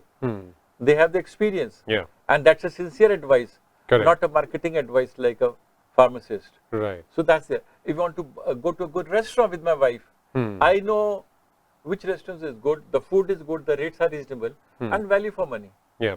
I get to know. So for that, anything we want, we share. So, and we keep in touch, and if somebody does not call for 2-3 days, we wonder why. Recently, I was talking to a friend. He said, for last 1 week, I have not received any message from you. Is everything all right? No, I had some problem. I had some prostate problem. I went to the doctor. I had this, that. It's fine. So, but this is the advantage of, staying together and sharing. Yeah. So we can help each other. True, true. So, and of course, social media, there's so much of it. Yeah. Everything, it's like a double-edged sword, Yes. like everything else in life, or mostly. So, what kind of an impact do you think social media is, playing on everybody's lives, and especially the Gen Z who's seen the social media come into their lives, and it's like an integral part. I'm not saying it's now even with others, people who are elderly, but the Gen Z are totally into it. I will say social media is like a buffet spread. Everything is there available. You have to have the wisdom to choose what you want to eat, And what you can digest. And how do you get that wisdom? Because suddenly you have everything in front of you. No. You feel and you think you know everything, but then you don't want to reach out, and then there's peer pressure. There's so many things, which are there again. So this is what I say, know your body, heal yourself. Know yourself, what company suits you, what thoughts, whether you like to mix with a group that has a leg and a peg a day, or you want to mix with a group that has satsang and Hari Bhajan day. They're different. So you select that, okay, this is what I want, this gives me happiness, then I have to associate with this group. That's there. So social media also will have so many plethora of messages coming. What you want to see and want to delete. There are certain things you just see and delete. Okay, I don't want. Or exit the group, and some you want to join and enjoy it. So we have to use it intelligently, and intelligence comes with our introspection and deciding what we want. जो आपको बताऊं, इंद्रियों का सुख, हम जब अध्यात्म में जाएंगे तो जब हम इंद्रियों के सुख के अधीन हो जाते हैं तो ही प्रॉब्लम आता है. We should control our desires, right? Desires controlling us. That's all the difference. But you can still enjoy life, yes. being in this world. Doesn't mean that you have to denounce everything and move to the no, woods. No, what I'm saying is, मर्यादा में सब कुछ अच्छा है. Absolutely. So, you can have a gulab jamun, but not 10 gulab jamuns. Right. So there's a limit, there's a maryada, there's a thing. So everything is good within the limit, and the limits will vary from person to person, situation to situation. Yeah, balance is the key. Yeah, balance is required. Yeah. So switching over, to the corporate world, which you've been so, part of it for so long, and at such different positions all throughout. How do you today it's so, there's cutthroat competition. Everybody's into the race, trying to get ahead of the other. There's so much of pressure within everybody who's out there working of all kinds. Many of it is forced upon you. Many of it is you created for yourself. So what advice and what would you suggest, to people who are in the corporate world to really stay happy? It's very interesting. I'll say this: mental health is something akin to sexual health. Don't want to talk about it. People have shy of talking to anybody about their anxieties and stresses. I think it's even lower than that, because people might still talk about something, even jokingly or otherwise, but they will not talk about mental health at all. Even now, just hush hush, put it under the carpet. No, the person is fine. And second thing is, sometimes they don't realize also. Exactly. They don't realize that they are under stress. They feel they are in a race for promotion, a race for a post, a race for something. But their burnout syndrome, they are not realizing. I have experienced with many of my colleagues and friends. They spent strenuous hours trying to please their bosses, something. They thought they are achieving something, but they lost the family life, they lost the happiness, and ultimately lost their health. Right. So, point is that why this happens, and this happens because of disparity. Some of the management also is not aware of this thing. Of course, of late after Corona and otherwise, people are becoming more and more aware of this mental health issues. Right. But recently I am reading a WHO report, that more than 12 million man days are lost per year on stress, anxiety, and it translates trillions of rupees or dollars for that matter. So even the HR policies, the management, I was just talking to somebody recently, that very arbitrary are there. They don't relate it with the person. Each person is different and has to be handled in a different way. Right. To stress. I can cite so many examples from my personal life experience in working corporate, but I think we'll increase it. It will be sure, I know. That could be I will not separate discuss it. But yes, what I'm trying to say is, it is equally, management is equally responsible as individuals, that now of late people are talking of mental health in corporate world, in HR, emotional healing, emotional quotient, all these are being discussed. But still more needs to be done, I would like to say. I totally agree with that. So, if somebody's, found himself in a rut and is not able to come out of it, so would you like to share any tips as to how they can find some ray of hope and happiness? Yeah, there are 2-3 very simple things. One is sleep well. Very simple. If you have 7 hours of sleep a day, half the problems are solved. Yeah. Because when you are stressed, your insomnia, it gets aggravated. Secondly, put that problem in a cupboard and lock it for some time. Think over it. It is there, it is there, but let it be there in the law. Don't keep on. If you are hurt, say, you are injured your knee. If you keep on scratching it, then it will not heal. You have to cover up with some cotton wool and leave it there to heal. So these problems will come up because no two people are equal, but idea is to put them under cover for some time. Number 3, divert some other activity you like to do. Sometimes what happens is that, okay, now I'll give you a very specific example. The boss has been angry, he's fired you for something, you've not done something well, or you're not particularly, then what to do? Come out, go for a walk, get some fresh air. Think, okay, that's right. When you come back, the impact is less. But if you remain in the same environment and you keep thinking, उसने ऐसा क्यों कहा, उसने ऐसा क्या किया, मेरी गलती क्या थी, उसकी गलती थी, तो आप उसी में घूमते रहेंगे, आपका स्ट्रेस एंजाइटी बढ़ेगा. बिल्कुल. ठीक है ना? तो ये है. Good. So, is there any way that you can learn to be happy? Certain people have a cheerful disposition, right? They walk into a room, and even though you might be doing something else, and they bring a smile in your face. On the other hand, there's certain people who walk into the room, and they don't lighten up your day. Or brighten up your day. Let's just put it that way. So, is it something that you are intrinsically born to be happy, or that's something that you can learn?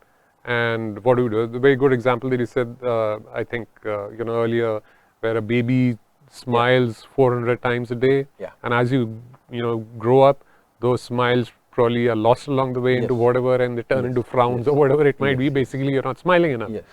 So, what's your take on it? I think, you're very right on this thing. And when of late, recently I realized that there are certain simple things we can do to be a happier self. And the first thing that comes to mind is meditation. When you do meditation, immediately you are more at peace with yourself. Correct. You more accept the situation as it is, and you're a happy person. And then if you come, okay, if not meditation, I say breathe right. Do some pranayam. Alom Vilom, Nadi Shodhan, Bhastrika, Brahmari, whatever you can do. Correct. If you breathe right, and lastly eat right. Mindful eating, Yes, I think that's mindful very eating, important. And point is, if you're watching your newspaper in one hand or your mobile now in one hand, and then you are eating constantly, you don't know what you're eating. And the food has energy, it's not going in. I have realized, that brain, your emotions drive everything. True. So whatever you do, give your 100% to it. You want to play, give your 100%. Yeah. 4 काम एक साथ मत करो. खाना खाना है तो mobile अलग दीजिए. Pray to God, thank God for this thing, and eat mindfully and what is good for you, how much is good for you. Yeah. It has not be a time as per clockwork. 1 बज गया तो खाना है तो 5 भूख लगे तो खाओ. Correct. ठीक है ना? And give some gap between this thing and sleep well. Of course, I always say that if you sleep well, half your problems are solved. I totally agree with that. So, I think to wind up, if you can quickly share some, it's been really engaging and, inspiring also speaking with you and the kind of work that you're doing, and hopefully, of course, go back a long way as well. Really have enjoyed, our discussions and so many projects, etc., that we work together. Any 3 tips, quick tips on a parting note, for our audience, for happiness? I think one thing I would like to say, जो देता है वो देवता होता है. Point is, we are starting, मेरे को क्या मिलेगा, मुझे क्या मिलेगा. मैं कहीं भी जाता हूँ, whenever I do something, what's benefit, what is for you, why? So, but I realize that when we do something for others, He looks. Without expectation. Without expectation. Right. God takes care of you. True. So, whatever you can do for someone, if you can help him, please go out and help. Don't worry, say, मुझे एक return मिलेगा. You don't get return. But in a longer term perspective, you are a happier person, a healthier person, and that makes all the difference. So, very important is that share. Share whatever you can spare. If you have time, give your time. If you got money, give your money. You can spare food, give your food. And it doesn't have to be big. It can be small little things in life which makes all the difference. Like I think. Our Hindu philosophy said, we have some Ekadashi hai. Yeah. So we give to somebody on Ekadashi. So why we are trying to help, trying to make happy. He is happy, you are happy. Yeah. You don't have to look for return for it. So that is one thing. Second is meditation. It gives you a lot of patience. Live in the present. Past is history and future is mystery. Present is the gift God has given you. That is Enjoy why it's it. called Live the in the present. moment. And the child, the baby lives in the moment, so it's so happy. Yeah. You see, you may get angry with the baby. He'll cry, and again he'll come and hug you after 10 minutes. He forgets that you have scolded him. When we are adults, if somebody even looks at you, say, "Usne aisa kyun kaha?" and for next 10 years you think of this thing, it burdens you. Live in the present and let go. Yeah. And third thing is, don't give your remote to others. Let others not decide when you want to be happy or unhappy. Don't give remote to others. Yeah. It's your choice. किसने बोल दिया यार तुम्हारे बाल गायब हो गए, गंजे हो गए, तो आप सोचते रहोगे क्या करें. यार आपकी देखो आपकी एजिंग हो गई है, अच्छे खासे आदमी को बोल दो यार तुम्हारी चाल टेढ़ी हो गई तो घर जाके 10 बार सीखेगा. So point is, why should anybody tell you what you are? So 3 things I said. Yeah. Spare what you can share. Live life naturally. Eat and full. And secondly, always don't give remote to others' hand. Exactly. Be happy. So, with that, we'll wind up this episode, and which was once again a gentle reminder, about happiness, about mental health, and how all of us need to take care of ourselves, not just us, but also people around us. And I think most importantly, it's very good that you step out and you are helping somebody, but even within the family, mental health is something you don't know. You cannot look into, the deep caverns of what's going on between somebody else's mind. Sometimes you don't realize what's going on inside you as well. So spare some time, spare some thought, spread some happiness and smiles whoever you meet with, and follow Society for Happiness Club, and of course stay tuned on HealThyRam.com for more such episodes, more such interesting and inspiring talks. And thank you so much, Mr. Mehta, for dropping into our studio. Thank you very much, sir. Thank you. Thanks, everyone. Stay happy, stay healthy, enjoy life. Absolutely. Enjoy every day of your life. My blessings and best wishes to all of you. Namaskar. Thank you. Participate in an on-the-spot competition and let your creativity shine. Whether you're watching live or submitting your artwork online at HealThyRam.com, your participation will make a difference. Your participation can be the first step towards a healthier, more balanced workspace. So don't delay. Attend our workshop and let us together create a better future for our workplaces. Support to empower. World Mental Health Day Mega Workshop.